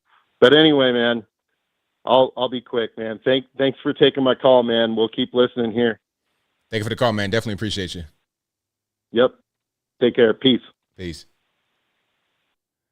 All right, shout out to the caller. Let's keep on rocking and rolling. Let's go to 55 on your line. Who am I speaking to? Hello. Hello, what's happening? Who am I speaking to? Hello. How are you? This is Rick from New York. All righty, what's going on? Just wanted to been listening to you for a long time, ABL. First of all, congratulations on your what you do for everyone. I mean, it's good to have a platform to express our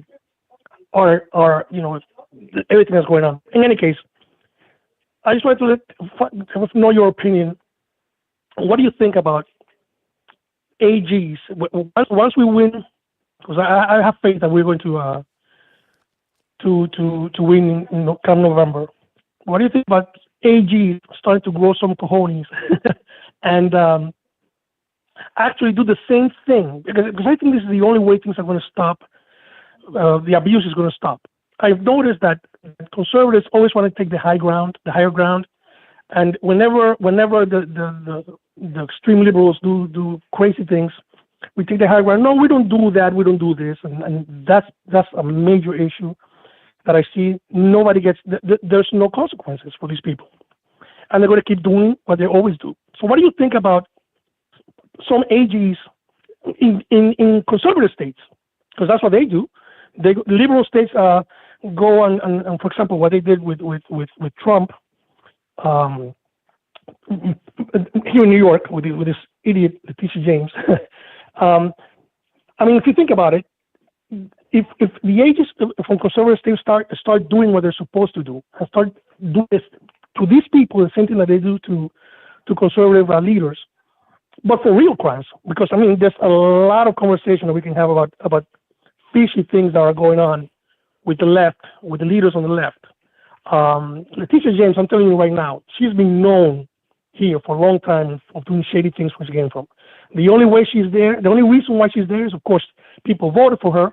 But I mean, she had the opportunity to be there, just like Kamala Harris did in California.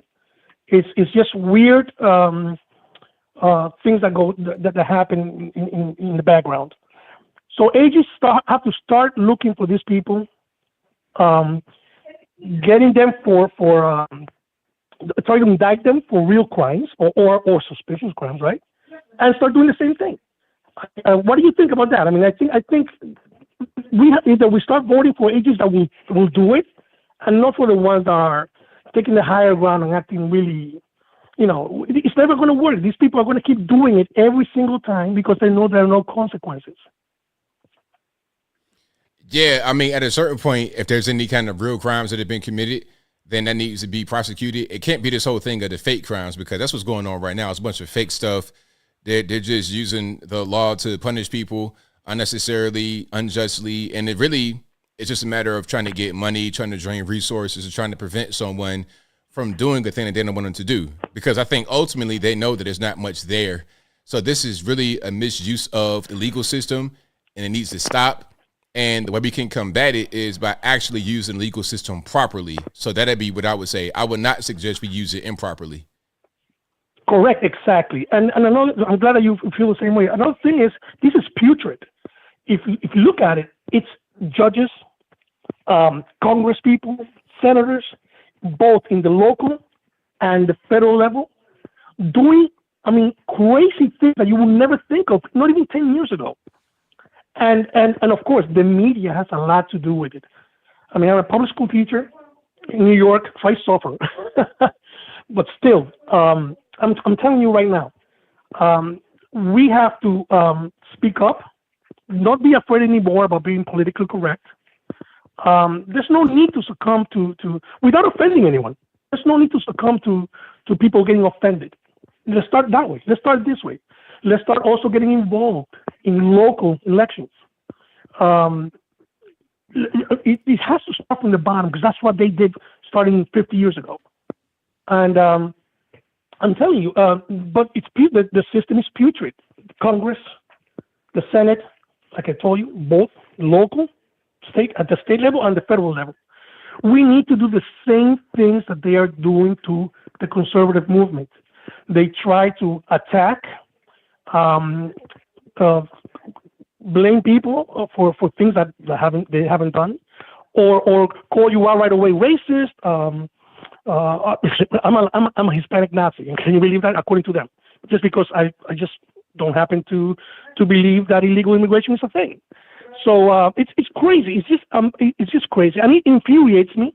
But that's another thing. That's not going to stop me from voting every single time. I hope that everyone is listening, regardless of the situation, always do what you're supposed to do and go out and vote. Do not let the downtimes keep you down. Right on, man. Right ABL, on. have a wonderful rest of the evening, and thanks for what you do. Thank you for the call, man. Definitely appreciate you. All right, shout out to the caller. Most certainly appreciate him.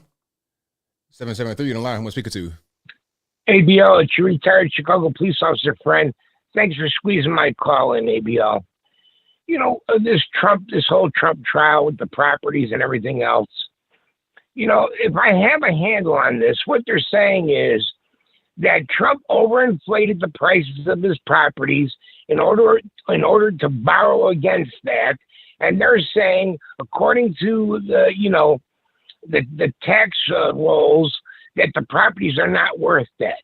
Well, first of all, no one's property, the value of your property is on the taxes is not the market rate of your property, because the market rate goes up and down. So they have a number on your property, a value on your property for tax purposes. But what you can sell it for is much different. So they're saying, oh, this property is only worth such and such, and he said it was worth this. Now that a judgment has come against Trump, suddenly they're on the air saying how much the properties are worth. They're more around what Trump was saying himself. Oh, now suddenly it's worth, $456 million or whatever. Here's my question to you. I'm pretty well versed in criminal law. But contract law, ABL, why does he have to come up with the settlement before he's able to appeal? To me, the trial has not completed until I get my appeal in, because my appeal may say that the original judgment was not right. And now what are you going to get? I'm going to get my property back if you sold it 4 times? I mean, I don't understand that part of it. Maybe you can explain it to me, ABL. And I think what's going on here is that they're just trying to make him sell things to pony up the money. So he's not going to have that kind of money just in cash in his bank account to be able to pay, like write a check for $400 million. So they'll make him sell property to make him liquidate assets. So even I see what you're saying. I don't mean to interrupt you, ABL. I see what you're saying there. But here's the thing.